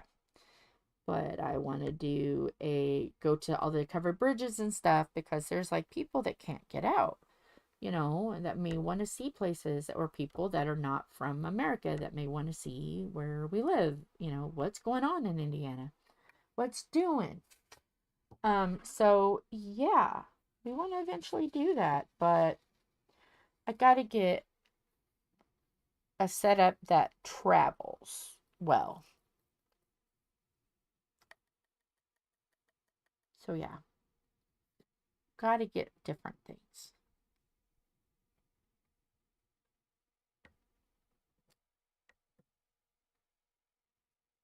And I want to eventually get to where I like make it really more of like documentary, where I'm talking to people that, you know, say for instance, let's see, say I go to a popular restaurant, like we have dogs and suds and stuff like that. That's like you go and you sit in your car. It's like a car hop thing.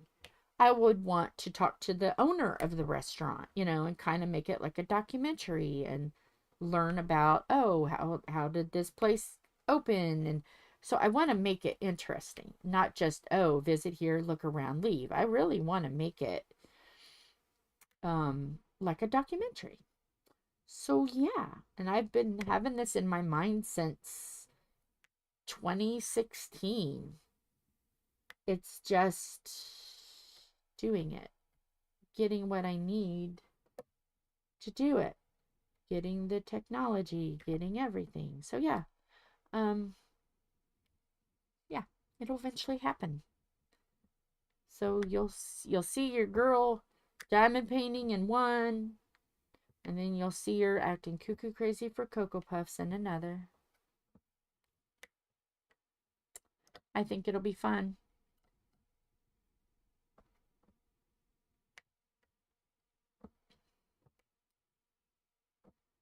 And I would love to have a good setup to where when we're camping, I can sit out and diamond paint where you guys can see it, because I can't do lives when I go camping because we don't have signal.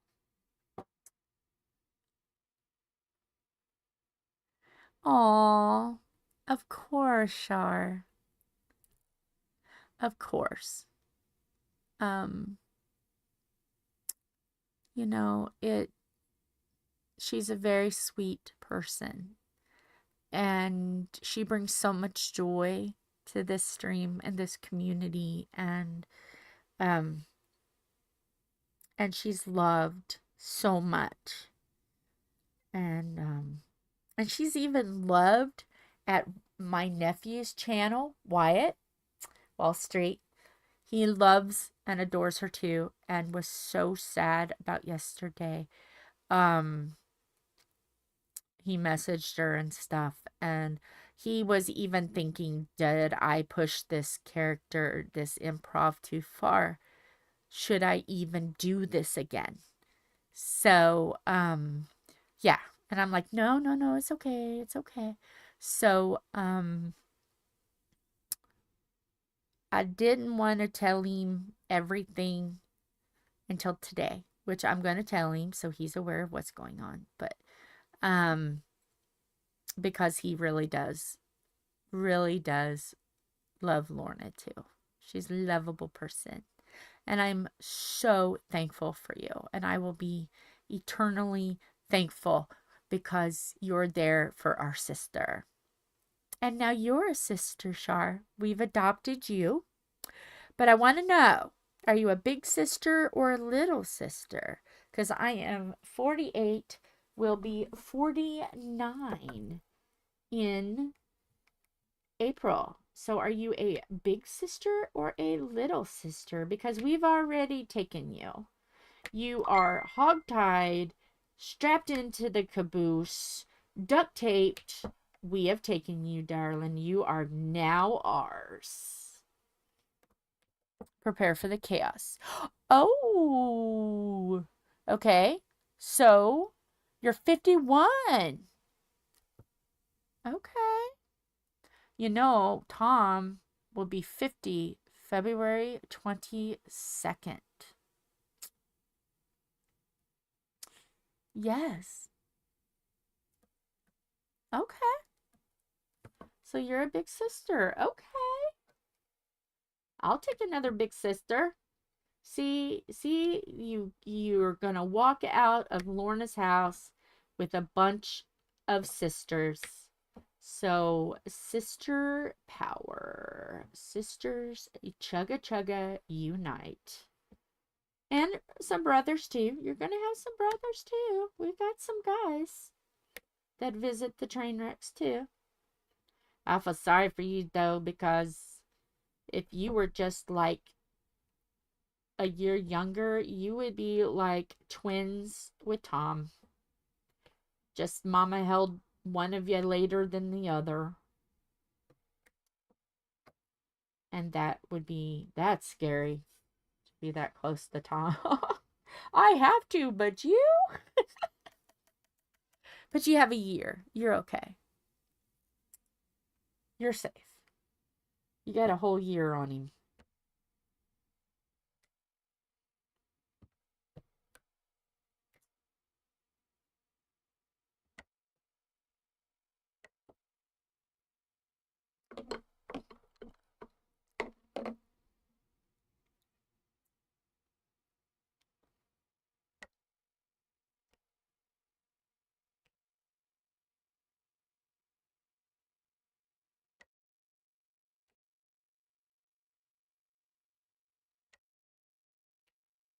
So, yeah. But see, when I created this channel, first of all, I thought no one's going to watch. And then some people started watching. And I was like, okay, well, it's just a fluke, you know. And then I'm like, okay, I've done this long enough. I'm going to start really coming out of my shell and really like show kind of like the more real me, the funny kind of me, and the supportive and the one, you know, kind of let you crawl in my heart a little bit and see the real me. And yeah, did I imagine that here I am with a group of wonderful ladies and gentlemen?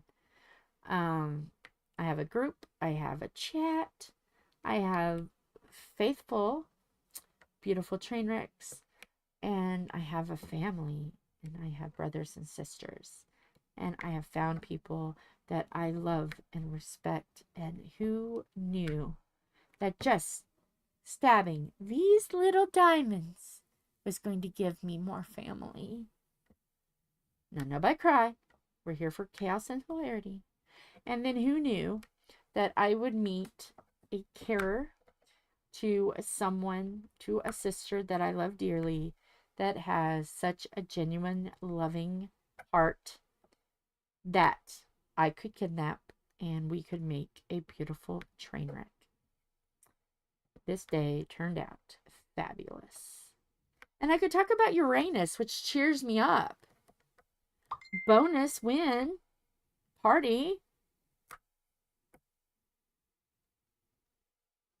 So yes, Char, I'm very thankful for you because you and Lola, because you cheered up my day. So thank you guys. Thank you very much. I appreciate it so much. Oh, really?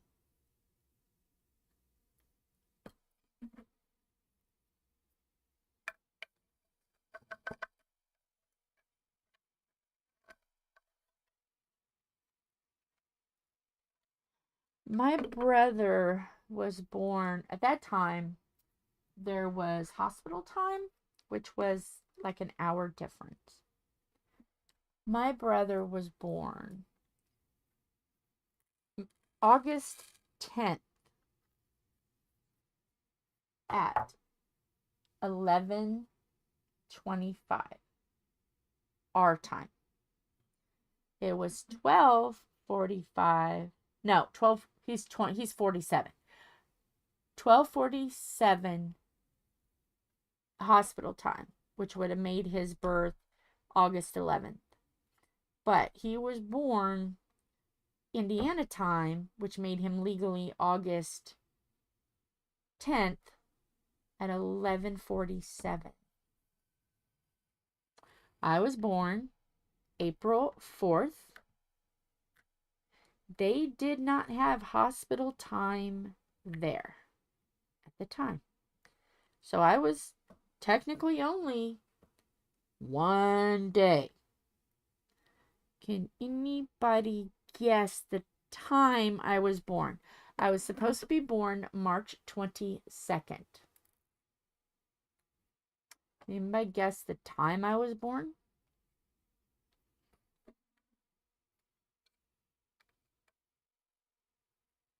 Uh-oh, okay.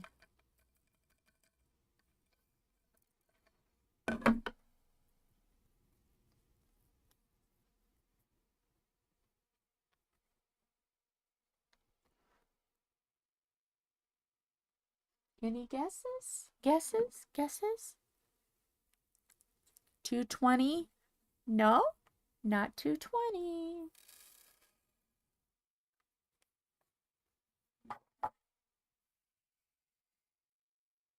Any other guesses? I was born, okay, my brother was born at 11:47. I was born at 11:45. If my mom would have just slowed her push just a tiny little bit more, we both would have been born at the same time. 11:45 and 11:47. If she would have took one more deep breath before she pushed, my brother and I would have been born at the same time.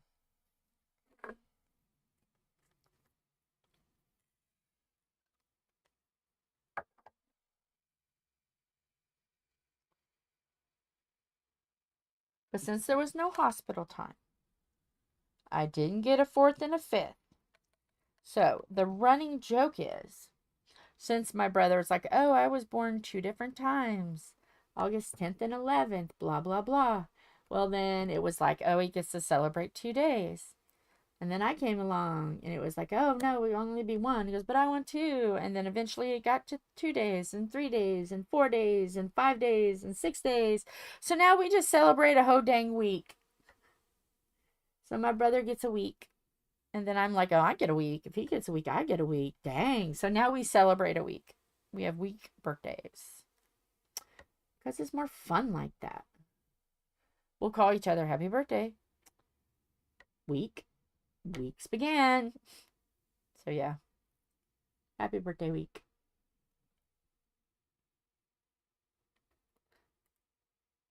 Exactly. Yeah, it is. Because if she's wrong, it's only a couple minutes. No big deal.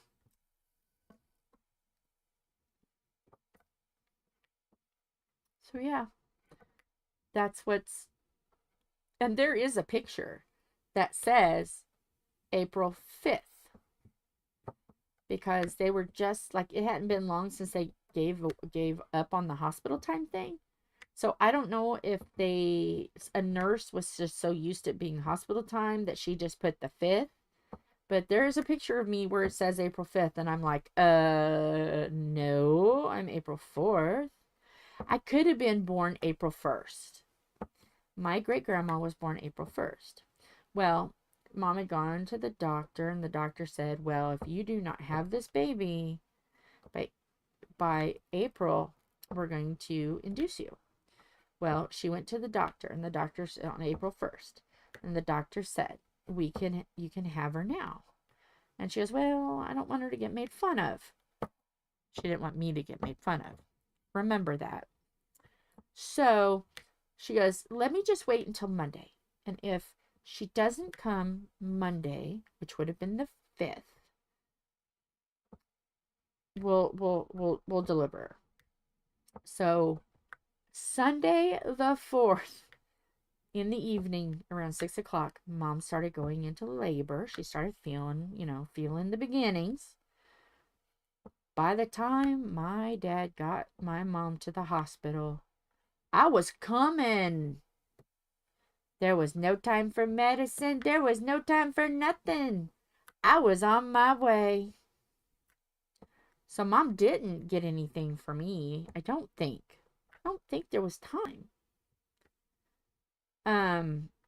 But Greg, they knocked her out. She woke up and then there was a baby. It's like, ugh. She didn't get that pleasure with me. And I was darn near 10 pounds, like maybe an ounce off of 10 pounds. Yeah. Yeah. She remembered me. So yeah.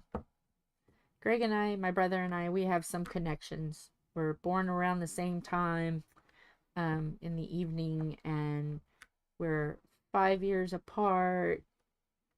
About almost 5. I was born in April. He was born in August. So yeah. Yep.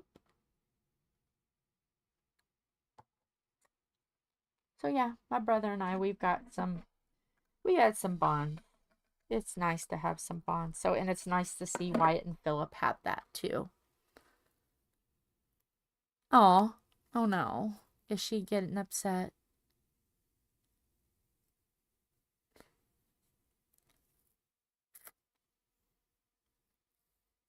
I mean, yeah. And it's okay. As long as she don't hurt herself.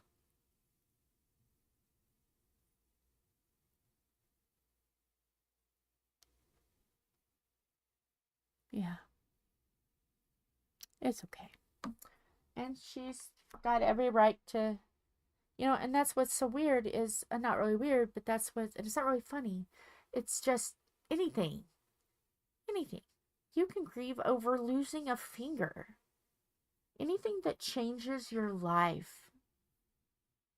It's okay to grieve over that. There's no rules over grief. But you have to grieve to grow, to accept that your life changes. I know this is like a big, huge, this is an Aunt Jill TED Talk, but it's, oh, wow. See, all you gotta do is get some gas. Get gas. But, yeah. Yeah. It's okay. So that's why I tell everybody, it's all right. It's okay. I'm not going to make fun of you for grieving. If you need to talk, I'll talk. If you just need someone to listen, I will shut my big mouth and I will listen. Whatever that person needs to grieve and get a new outlook in life, that life is changing and it's okay. We all change. I mean, every 7 years we change. Think about that. When you're born compared to when you're 7, you are completely different.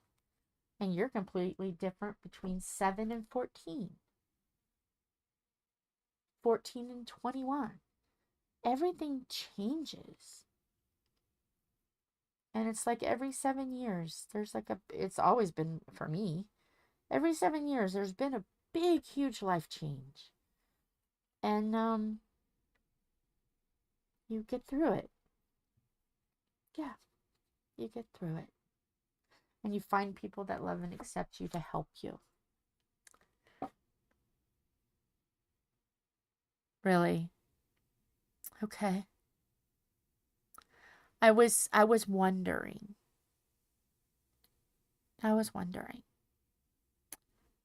Okay.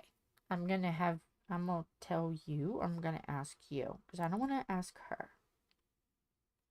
And she's still in the kitchen, right? Hopefully she's still in the kitchen. And then everybody, like, after she answers it, post a lot of stuff, even if it's hearts or whatever, to get it off the screen. Okay. Is it metastasized? I mean, is this something that's just going to be spreading? Or is she still okay? Because I know with brain it spreads. I do know.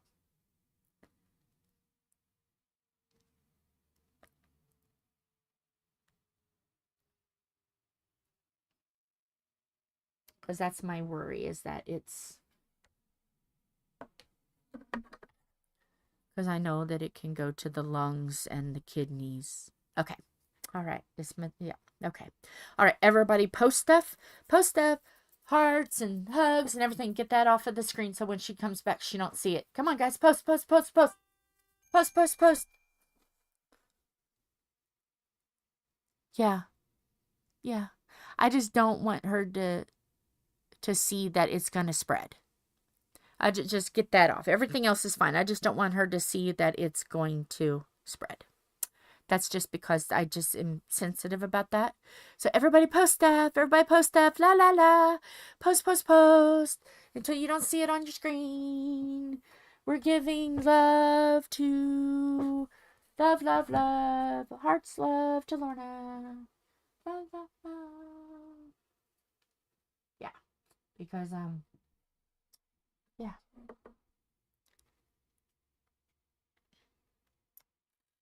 because I do know that happened. I had a best friend that it did that. Started kidneys and then went to brain and then went everywhere. And I was his person. And then an uncle also had it, so I'm very familiar with that.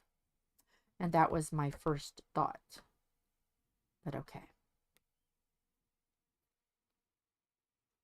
Oh, I love that. Okay. Thank you for letting us know and talking. And please, please, please, put it in group information. And I'm under Jill Edwards. You'll see this. This is me. And if it's something that is kind of like maybe not appropriate for group chat yet, definitely make sure I know everything. I want to know everything. Okay? I don't want no secrets. Because no matter what, I can handle anything. Okay? God promised me, Char. Pinky promised me.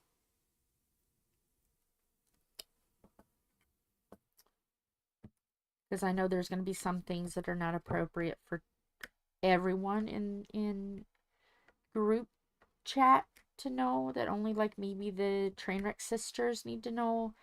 But that's one thing that there's like different places we talk, and I'd hate for something really private be put on the main chat, as we have Trainwreck, and she'll show you, we have Trainwreck sisters and then we have Trainwreck family.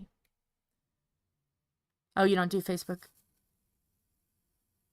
I do not have WhatsApp because I don't have it. You don't do Facebook? Okay. But yeah, Lorna says she was going to show on the phone how to get a hold of me on her phone. So she can show you. Okay. So she can show you how to get to my private messenger. Because I told her I wanted you to message me and tell me how it goes. And then I can always spread what I need to spread in our private chats, because we have private chats. So yeah, she'll show you. She'll show you how to do it.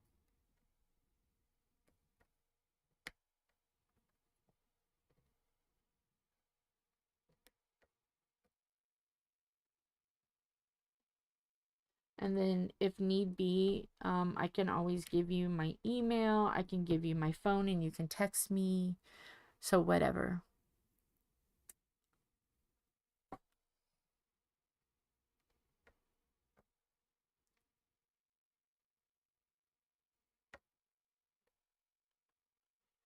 Because I am concerned. Very.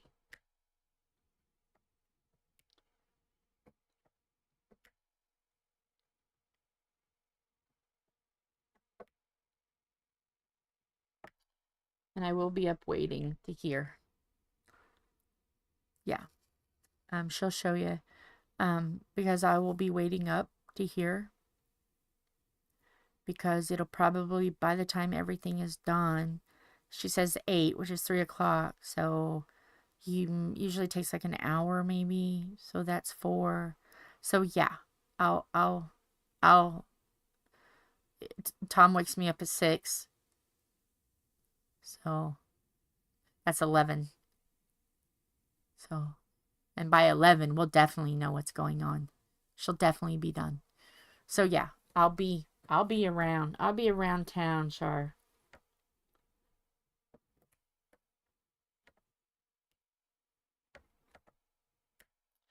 Is this in fatty? Is this like fatty? Is it skin? Is it like, what part?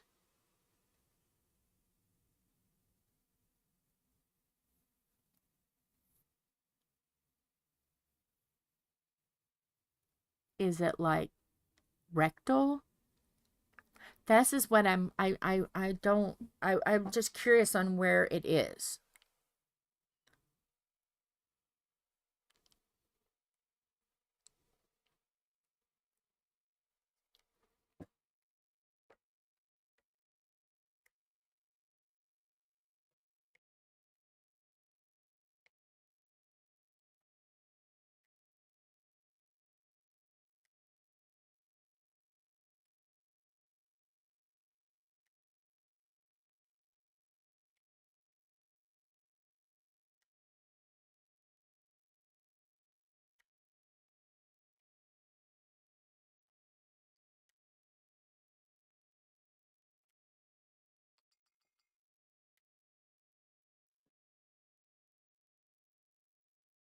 Oh, it's on the bone.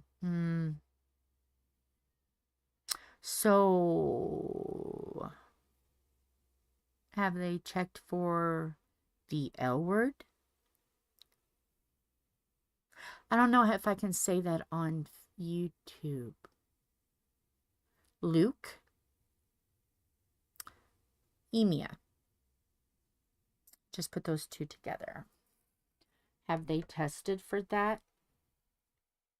My grandma had that and colon rectal all at the same time. And it was bad. Yes. Does that mean she does? Or they just checked it?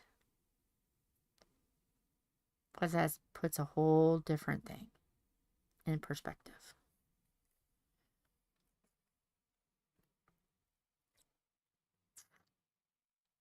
Okay. Yeah. It is. Just checked it. Okay. So that's the results that they're waiting for then. Okay. Okay, girls. We got to be prepared and we got to be ready. Okay? Because we're going to have to get matching cheerleader costumes. I know Mara will have blue pom-poms. I'm going to have purple. Everybody get your pom-poms ready. Because she's going to need a lot of encouragement. So, yeah. We can do this, girls, right? We got her. We got her. We got her back. What, baby? Do you need to go potty? Do you need to go out? Okay. All right. You've been very patient being in here. Let me let her out. Okay. Philip, I'm going to open the door now. Can you take her out? Philip? Is he here? Felipe? Well, hang on. Be right back. Talks amongst yourselves. Philip? Philip?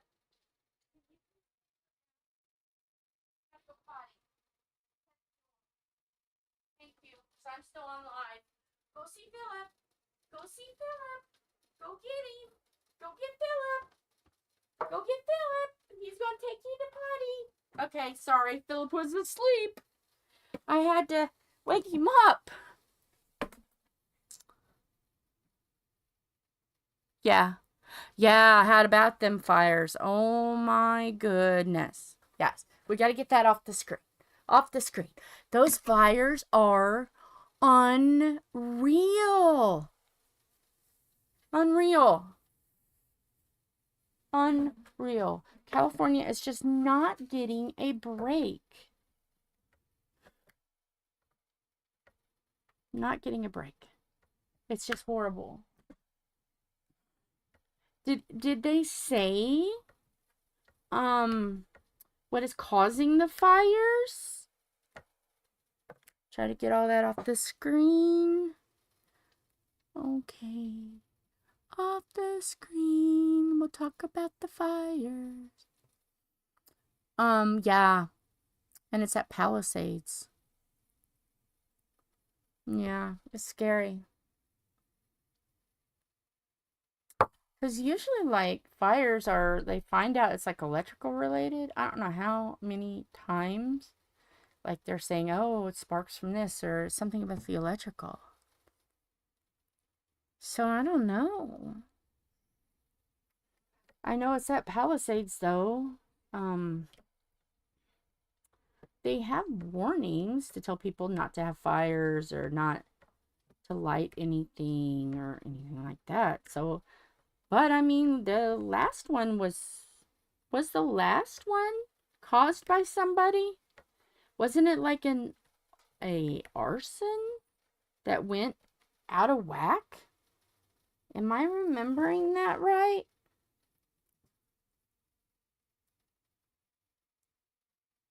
Okay. Yeah. Them fires are no joke. I have been in a fire like that before.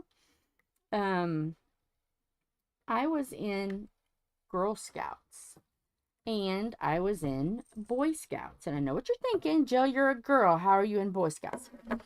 Well, back a long time ago in the 90s, they had a group called Explorers. But the Explorers wasn't the same as the Explorers that they have now. It was I was in an Explorer post group that was secretarial. They had it more like job oriented. And so I was secretarial and I was the president of our post. So, because I was the president of our post got to go to a retreat kind of thing. Not really even a retreat. It's kind of like you go and you do workshops and stuff.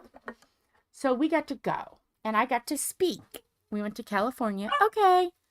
And we got to speak. So I got to do a presentation about explorers and women in explorers and stuff like that.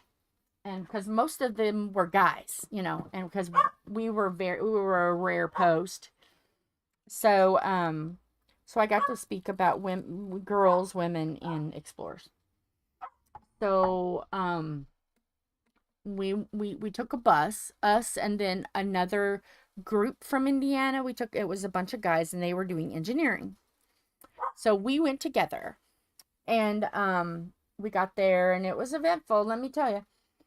But then on the way back, we went through Utah and that was in the early 90s when the Utah fires were going on. And let me tell you,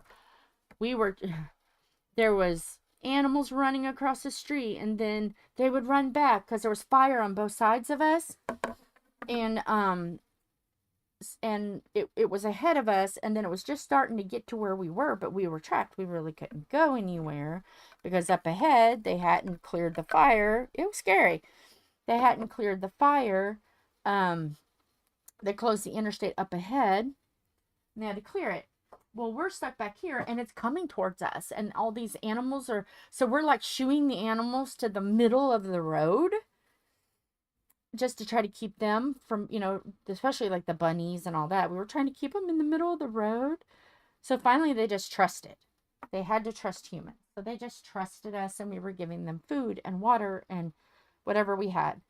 But let me tell you, that'd be scary. So I can only imagine if you had a home, what would be going on? Because we were just in a bus.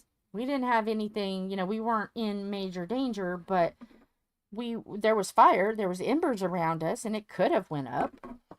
But, you know, it didn't. But that is something I will never forget. Ever.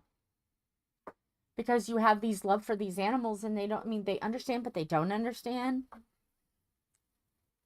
It was in the fires now is in Palisades in California. You know the song about Palisade Park is from the 50s. He sings about the Palisades Park. It's in Palisades in California, and they have sure had it. Earthquakes, fires. It's like, because they had an earthquake not too long ago. I think they've had two not too long ago. I follow California because I have friends that are in California. So yeah.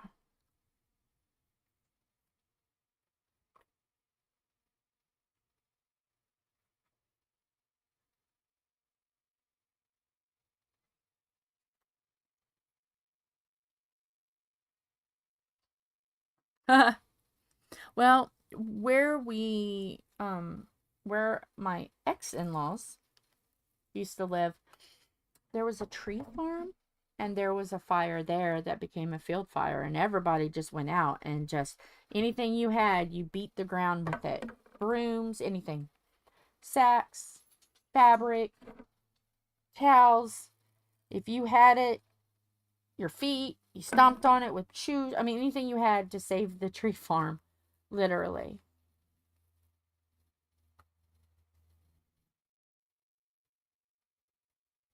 So yeah, it's a scary thing. It's a scary thing. And to know that, and like, wasn't there just a fire where the neighbors had to go save Dick Van Dyke? There was just another fire not too long ago because the neighbors went and got him out of his house. Where was that fire? Was that Malibu? Was that a fire? Was that an earthquake? No. What? I'm trying to get her to be patient. She keeps going for the cat food instead of waiting 30 more seconds. Oh, okay.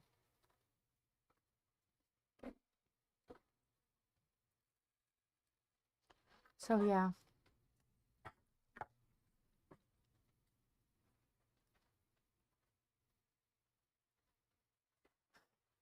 My my grandpa was a fireman on my mom's side. My dad was, my uncle was. My dad quit the fire department after I was born. But he used to go into fires, and because he was like he would teach them. And what my dad would do, because this is where I get my craziness, right here. Everybody hold on. He would go and teach them how to light the fire, let it go. He would go in and just lay down and watch them work it. He would just lay down in there and watch them. Yep. But he quit after. Obviously, if it got unsafe, he left. But he would just sit there, lay there, watch the fire, watch them work, make sure they were doing it right. That's how he did with training. Yep. I'm not going to say how he started it because we do not need copycats.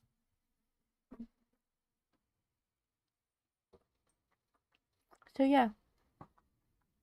My brother was a fireman until he had a scary situation. And then we were like, no, if you want to have children, you've got to stop. My brother went into a trailer, him and his mate, because you know everybody has a mate. Everybody has a buddy. Well, he went into this trailer with his buddy, and the floor caved in, and they were stuck under the floor, and his friend luckily jumped on my brother, and but they got him out, and the guy that was on top of him's coat was melted. After that, I'm like, Greg, I can't lose you. No.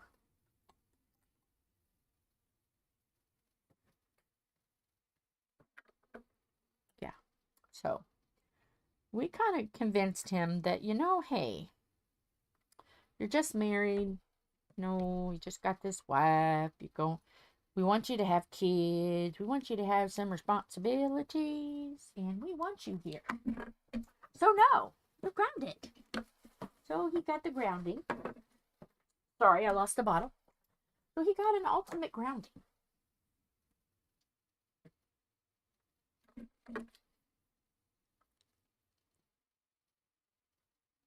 Uh-huh. Well, my dad was, and he started having some lung, just the beginning, just the start. And then he worked at an automotive, he worked at a big top 3 automotive company, which had a lot of chemicals as well. So luckily he's fine, but you know, he got lucky. And the last time I heard, he was good, but that's been a few years. It's been about 3 years now since I've heard anything, but my brother keeps me informed if there's anything bad that I need to know. But we'll leave that there. But yeah, firefighting is dangerous. That is the kind. And see, Tom's dad was a fire chief, you know, so Tom and I had that in common, you know. We both come from firemen, and his dad was in charge of the my dad was township. His dad was state, and he was a chief, and he worked at transmission, or not transportation. He worked at transportation. And so they were fixing a fire truck, and the fire truck fell on his father and pinned him, and they were able to get him up. Luckily, he was in a place that it only hurt his shoulders. But after that, he couldn't feel right because of the nerve damage. So he didn't know that he was having a heart attack, and he didn't know how sick he was getting. And he died from the after effects of a heart attack. His fingers had to be amputated after, you know, a while. Like he had a heart attack, and then he wasn't right, and then he wasn't feeling good, and then they took him to get help, and they put him in a nursing facility, and then his fingers started turning, and they had to amputate because he couldn't feel. He didn't know. He could not feel. So yes, there has been injuries. And unfortunately, I never got to meet his father. I never, because he dated my best friend, and I never went with her around Tom's family. I wish I did, because like his dad and I would have gotten along like peas and carrots, let me tell you. I have a lot of his personality. And a lot of his grandmother, Tom's grandma, big grandma, is Tom's dad's mother. So yeah, I have personality of both of them, and Tom says that it scares him a little bit sometimes. All right, let's move this over a little bit more so we can see this square. Okay, hang on. I don't want to go that far. I gotta move the camera. So yes, we are just hopping along. Oh my goodness, this clamp. All right, it is 5:14. Oh my goodness. Let's see. Is this a lot of confetti? Yes. Okay. We're just going to go until I can't go no more. It is 5:14. Let's say we end this at 5:30 regardless, and then I just save this for the next. 5:30 is our cutoff. Even though Tom's not home. Maybe I could get him to do it. Let's see where he's at. He's being awful dang quiet. Where's Tom? Tom, where are you? You're supposed to be in Carmel. Where is you? Let's see. Is he on his way home? Oh, he's 96th Street. Looks like he's chugging and lugging on the way home. So, maybe a half hour. He's only going 28 miles an hour on 465. That's scary. That's a major, like, intersection, kind of interstate thing. Major road. Going slow.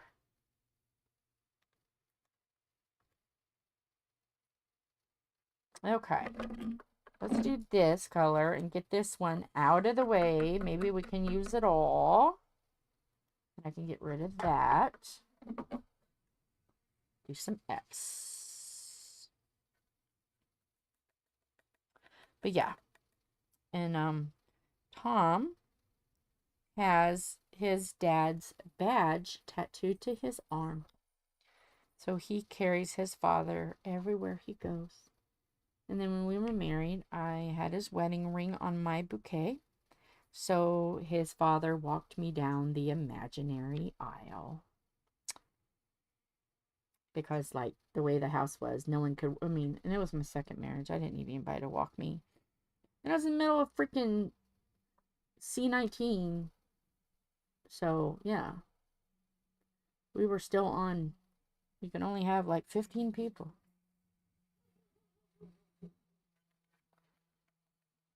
So, yeah, his father walked me down the aisle. And then when we had our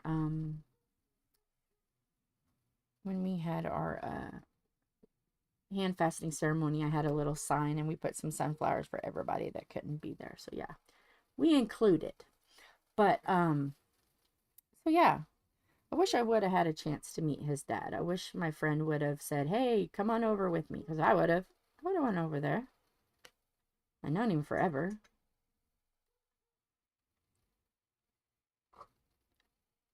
But I do not talk to that friend anymore because I did not appreciate the friend doing what she did. Was not nice.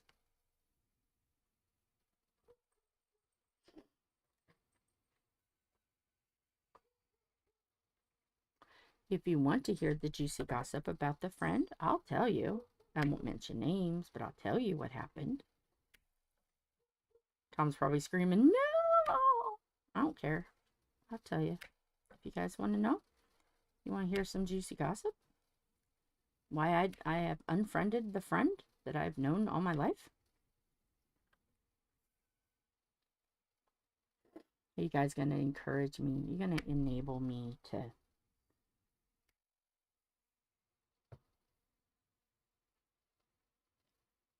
Yes, I took dinner out last night. You want to hear about it? Okay, I'll tell you. Lorna's going to enable me, Tom, if you're listening. He's probably like, "I don't care." Okay, so I was talking to Tom.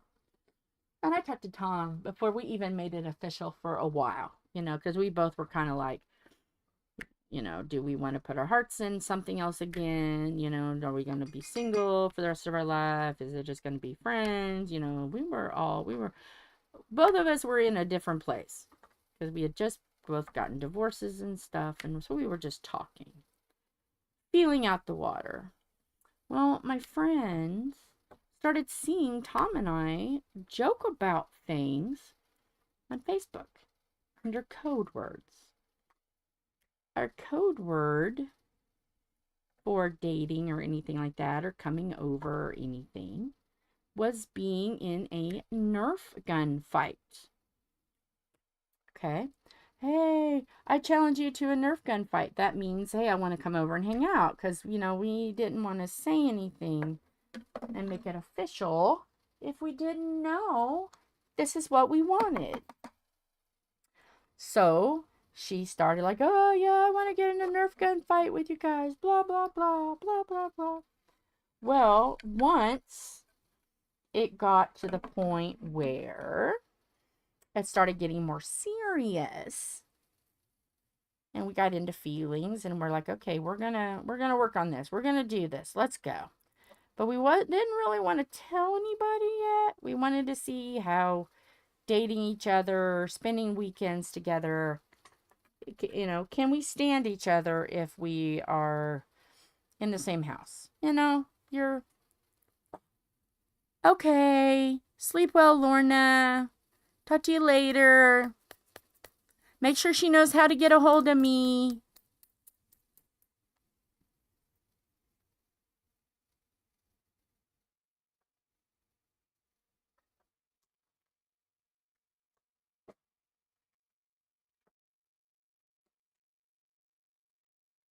I'm gonna move some over so I can put this up because I emptied another one.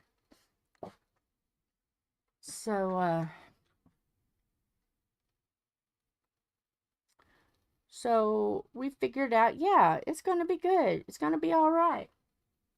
Well, we started like talking and like just teasing each other. Hey, after you get done with the game, cleaning the lines and stuff. We should meet up and do this or that, you know, talking as friends on Facebook, code words, you know.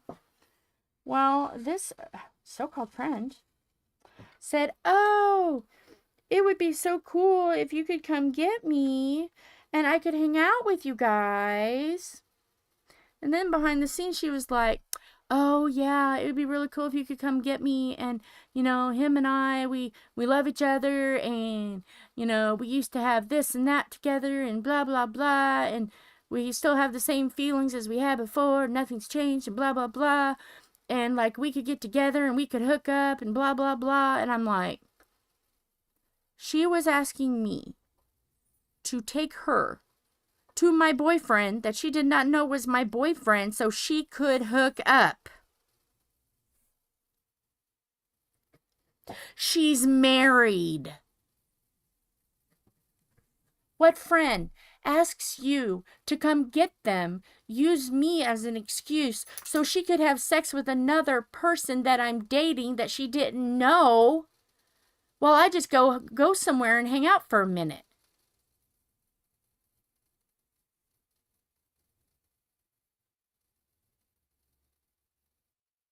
And it didn't matter that it was Tom. It was just the idea that she would want to use me so she could have sex with another person while she's married. What kind of person am I that would allow that? She lost the friendship based on that. That is what lost the friendship. The idea to use me as a way to sleep with other men while you are married.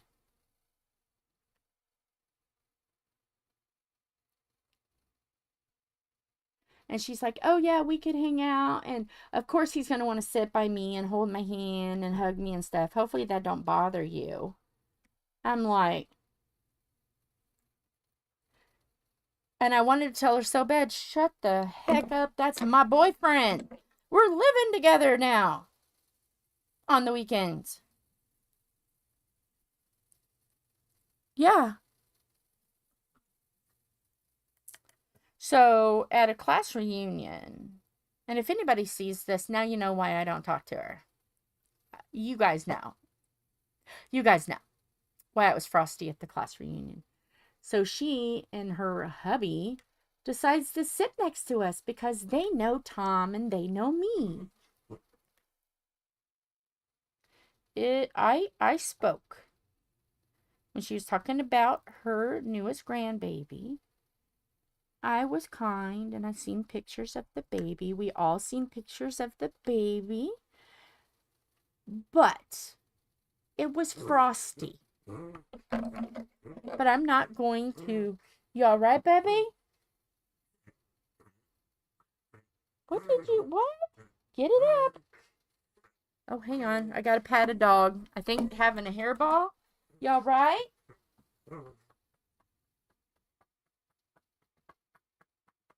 You okay?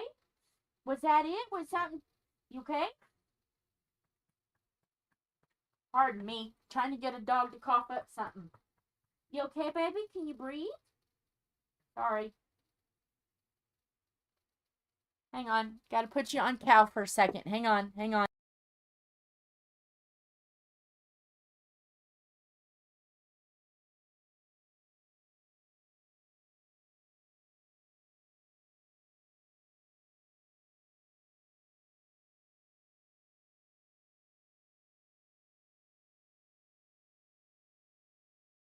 Okay, we're good.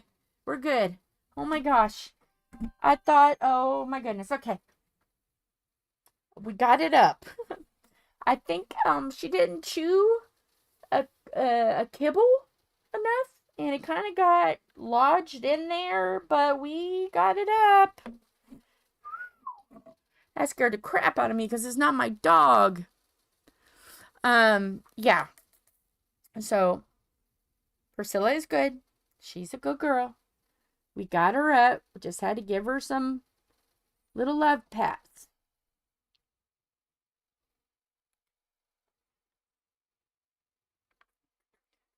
Now she's eating again. Okay.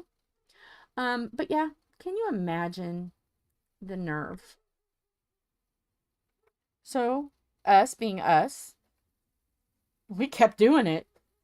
We kept saying, "Oh yeah, we're gonna do Nerf things," during the week, because I was living with him during the weekends, And then we changed it to make it funny.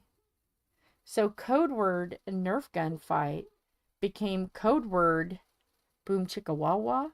So we were saying something, and she was meaning something else, because we never really did say why we quit talking. We just quit talking.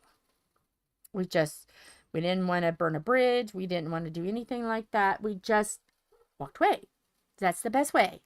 Walk away, say nothing. Yeah, that was, yeah. So yeah, we just walked away. So the first time that she had talked to any of us in like 5 years was at this reunion. I wonder if she ever realized, oh crap, I'm sitting here talking to her about all this stuff that were obviously lies. Because it was like funny, because I would talk to Tom. I'm like, Tom, I call him, Tom, do you know what she's saying to me?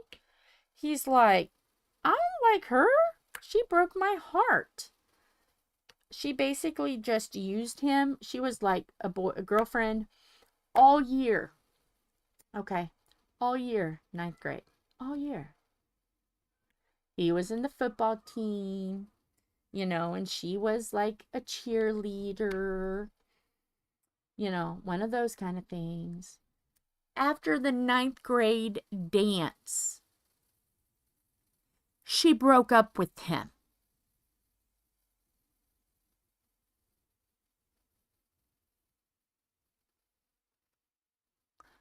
And broke his heart. And now she's saying, oh, I was so close to him, and we have a love that it's like from junior high, and I never stopped loving me. He never stopped loving me, and I never stopped loving him, and it's just like chemistry when we're together. You broke his heart. That was his first girlfriend. And that's what she did to him. And you have the nerve? And he's like, I don't like her. She broke my heart. She did this to me. Yeah. Then come to find out. Because we let her, okay. We let it go on a minute. We both wanted to see just how far this would go. The little devil horns popped up. We let this go a minute. It wasn't just, oh, whatever, stop talking. I'm going to stop talking. Yeah, I'm going to stop talking. We let this go a minute. We wanted to see how far the rope would be before she realized, oh, crap. I let it go. And now I'm dangling. We'll say dangling. So we would start saying we were going to do that, and that was actually code word for boom chicka wawa. And it's like we would laugh at some of like, oh, I want to do a Nerf gun fight. I think I would be excellent in a Nerf gun fight. And we're going, oh my gosh, she has no idea code word Nerf gun, what it means. But so yeah, we were a little bit mischievous. Maybe we earned some of it, but hey. Well, her sister worked for a while with my sister-in-law. So she was always saying, why aren't they talking to her? What did she do? Blah, blah, blah. So finally, my sister-in-law said, okay, I've got to know what's going on, because her sister is this and doing this, and I don't understand. So we told her everything, and she goes, oh my goodness. So, so she stopped trying. She was trying to avoid now, because she knew the situation. So And it kind of made her like sick to think this is what's going on, and how dare. Come to find out, I was going to a certain establishment, which will remain nameless, with people. And I was going there with the people. They were family. Hang out, listen to some music, dance with the fam. Just enjoying, because that was a way for Philip and I to get out, while I was single. And so, like, I told him one day, I'm like, can I tell you something? Because, yeah. I was like, well, before I started dating you, I went to this place, and it's a replicable place. It's not a bar. It's an actual place. And it's an organization that has dances and stuff, and music and stuff. And I would see her there. Her and her mom and her sister. Just them. No hubbies. And like, 2 of them wouldn't go home with mom, if you know what I mean. And I'm like, do they not see me? Do they not know that I'm here? Mom went home alone. Both of them, all 3 of them, were married. So, if you're picking up what I'm putting down, there's a certain fruit associated with something. Pineapple-y. And it's just the way the pineapple leans, if you know what I mean. That's what I found out was going on in that situation. Her and her husband liked to do pineapple activities, and even asked us once they found out we were together. And I'm like, no. I told Tom, he's like, no. The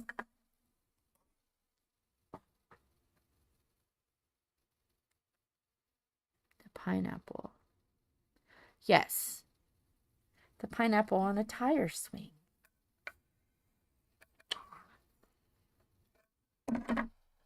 So let's just say I don't need that kind of friend in my life. Yeah, I am funny and happy and trainwrecky, and I've got a 4th grade sense of humor, but I have morals. Not saying anything's bad. Not saying that it's unmoral to do that. But what's unmoral is you have your best friend use you.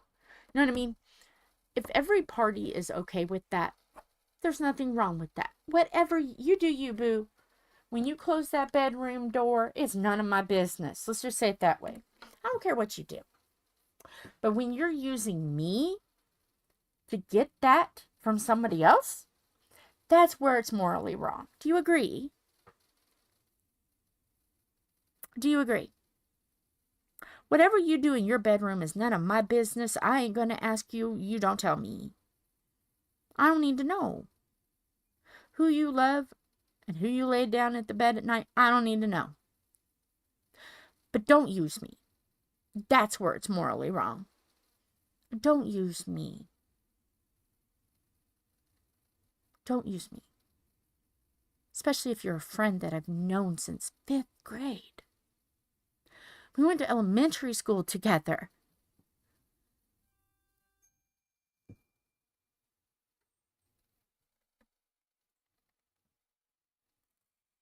I mean, do you think it's morally wrong to use your best friend? Especially when we were best friends, she got pregnant in senior year, She got married. I supported her. Then all of a sudden, she just quit calling. Ghosted me. Then all of a sudden, she sees me talking to somebody, and then she wants to be all in my life again. And use me. How is that right? Am I uptight? Is it morally okay to use your best friend that you have ghosted for 30 years?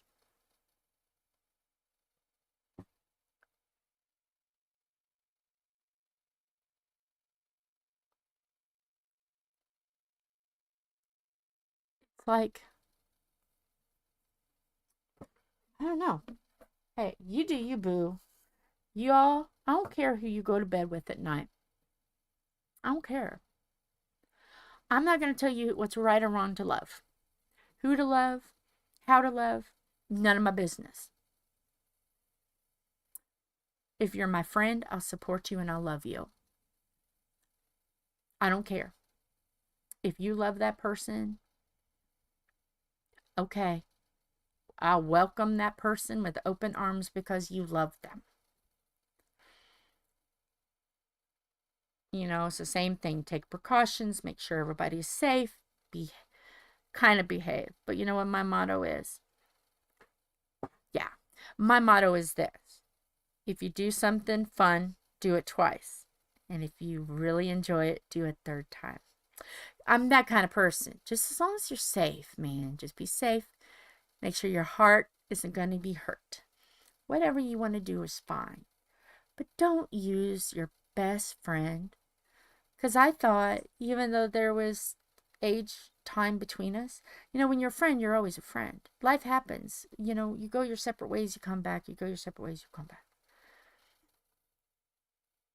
But when I'm hearing the other side, and he's not agreeing with the other side, and she's telling blatant lies, and wants me to get involved in something I don't feel right doing, multiple things that I don't feel right doing, am I wrong? Is that morally okay? To hurt who you think is your best friend? I don't know. There's a lot of red flags. You're right, Mara. There ain't enough red fabric to make flags. Yeah. And ours ended. And it wasn't bad. And I seen her at the coffee shop. I said hello because I didn't end it bad. We didn't end it bad. We just walked away. We could have. We could have said, hey, what you talking about? We're dating. We love each other. We're getting married. And you want us to do what? We could have called them out. I could call her out now. But I'm not, because what's the point? It's just a lesson. It's just something to say, hey, you can rise above this. And we did. With dignity. We just stopped.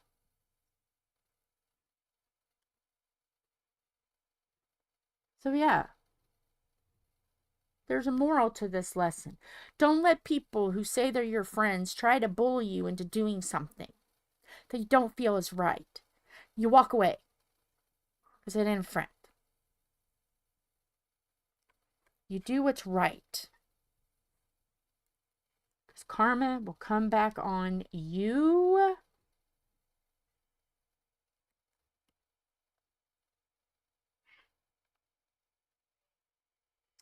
I mean, if you and your partner are fine with it, no, there's no feelings getting hurt. Hey, you just have a good old time on that swing. Let me tell you, you have some fun. You have some fun. If it's good, you do it again. As long as everybody's in agreement with it. I don't care. Don't put me in it when I don't agree with it. How do you... Okay, let's just say this. Let's just riddle me this, Batman. Say Tom and I agreed. You know, we thought it was a good idea. Okay, and then we get there and we have feelings and we change our mind. but it's like too late to do it. Too late to say no. How do you think both of us would feel knowing each other was on the tire swing?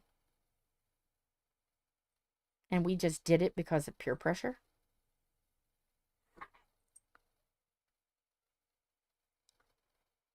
How would we have felt?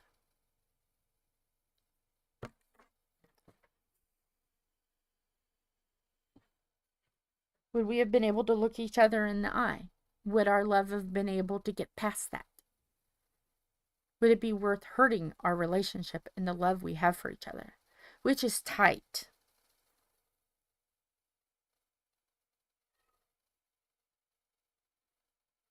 You know, we both came from relationships that were really rocky. And you know what?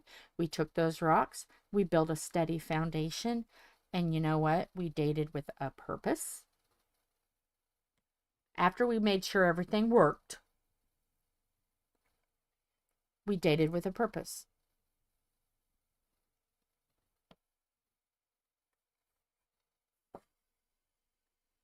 Yeah. It was definitely interesting. We would have oatmeal together before he went to work, because I stayed here with the dog and waited until he got home on Friday. Because he started picking me up on Thursdays after work, and then I would stay Friday and work on stuff while he was at work, and until we knew, yeah, this is definitely going to work out. And a lot of people didn't even know we were dating until we said, oh, by the way, we're engaged. And people were like, what? You were dating? Yeah. Why didn't you say? Because we didn't want to jinx it, man. Both been in marriages. It wasn't something to flaunt. We had to make sure our heart was in it. You know, we were wanting to be responsible. We were already talking about rings when I met his mom for the first time. Yeah. And oh my goodness, this just popped in my head after saying that. You know where we went ring shopping? You're going to laugh. You know, I am a don't give me anything expensive kind of girl, because I will mess it up. I've already messed up one promise ring that we got to get fixed. Yeah. So we were talking about rings, and I said, well, I kind of want you to choose one, but I kind of want to make sure it's something I like. So he goes, okay, well, get online and kind of give me a list of ideas. And I don't want anything expensive because I break crap. I already broke 2 rings of the 3. The promise ring, the engagement ring. Promise ring I bent. It's now flat on the bottom. And then the engagement ring I broke moving kegs. But I got to get those resized down enough sizes that they should be able to fix both of them.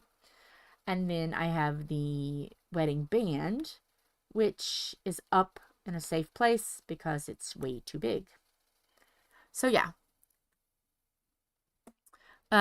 So I was sitting in the truck at the dump, at the city dump, in the truck while he's cleaning out the truck.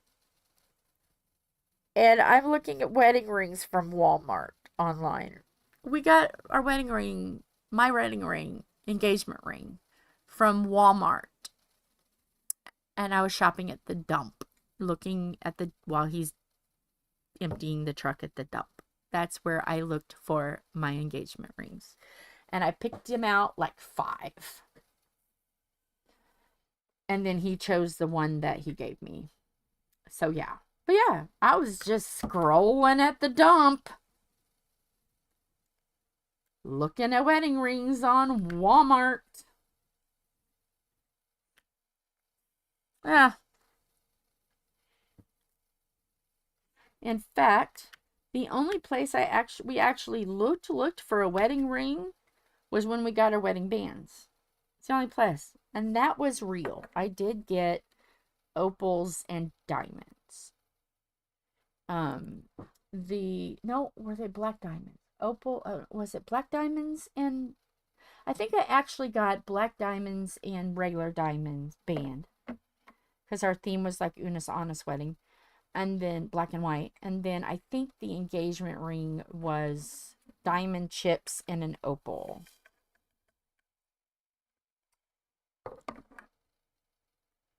Right.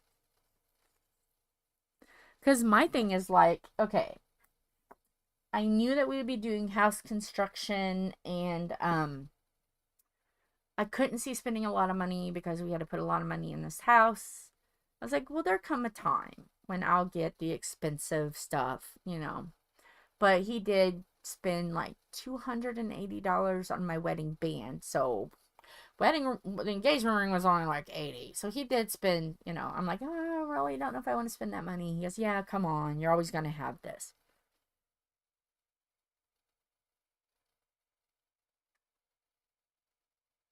Yeah. So yeah. Oh my gosh, it's 5:46. Okay, I'm going to call this because, yeah, I've been just chatting.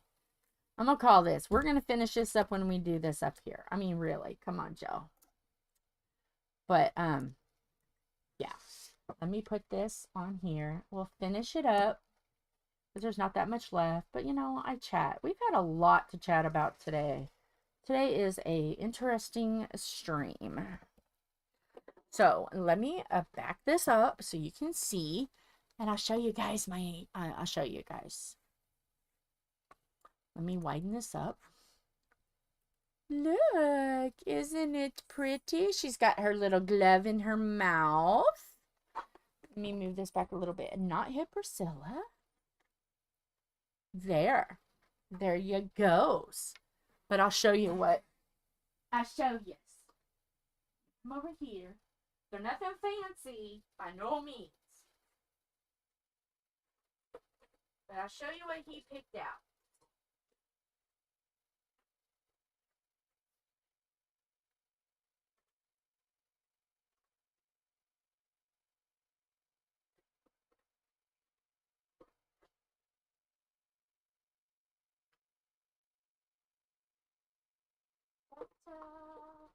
I'm trying to find one more. Where'd it go? Where'd it go? Uh-oh. What did I do with it? Oh no, I lost the promise ring. Holy crap. Okay, never mind. But, yeah, you'll get to see what I did.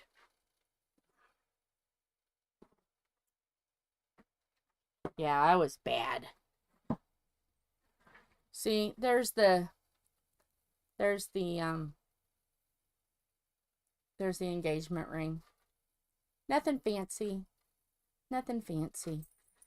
But see, I split said ring. And I bent it. I bent it and split it.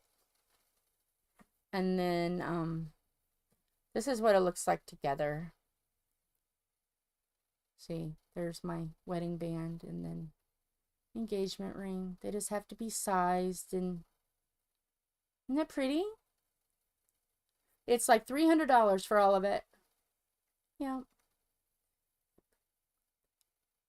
So, and then I want to get my promise ring fixed wherever he did with it. I handed it to him. And it is a colada. It's a colada, like with a crown, and it's Irish. And it's a tanzanite. It's a pretty, like, purple, because I love purple. So, yeah. I gotta get them all fixed, though, because I can't walk around like this. It's still loose. You know, it's even too loose for my thumb. So I gotta fix it. But they should be able to fix it. But, yeah. So, yeah, that's what it is. Hi, Max. Hey, Bugaboo. Come on. Come on, before you call. Okay, he's gonna cause chaos. So, yeah. All right. Is it? Yeah, with the symbol, because it is Wednesday. Tomorrow's Thursday. Okay. Yeah. Okay. Of course. And I just heard him honk. So, all right. Woo! I will see you tomorrow. And tomorrow is going to be the bat. the bat. So I see you later, alligators. Hugs and kisses. Make sure you guys keep Lorna here. Okay, you guys keep Lorna here. Bye. Love you.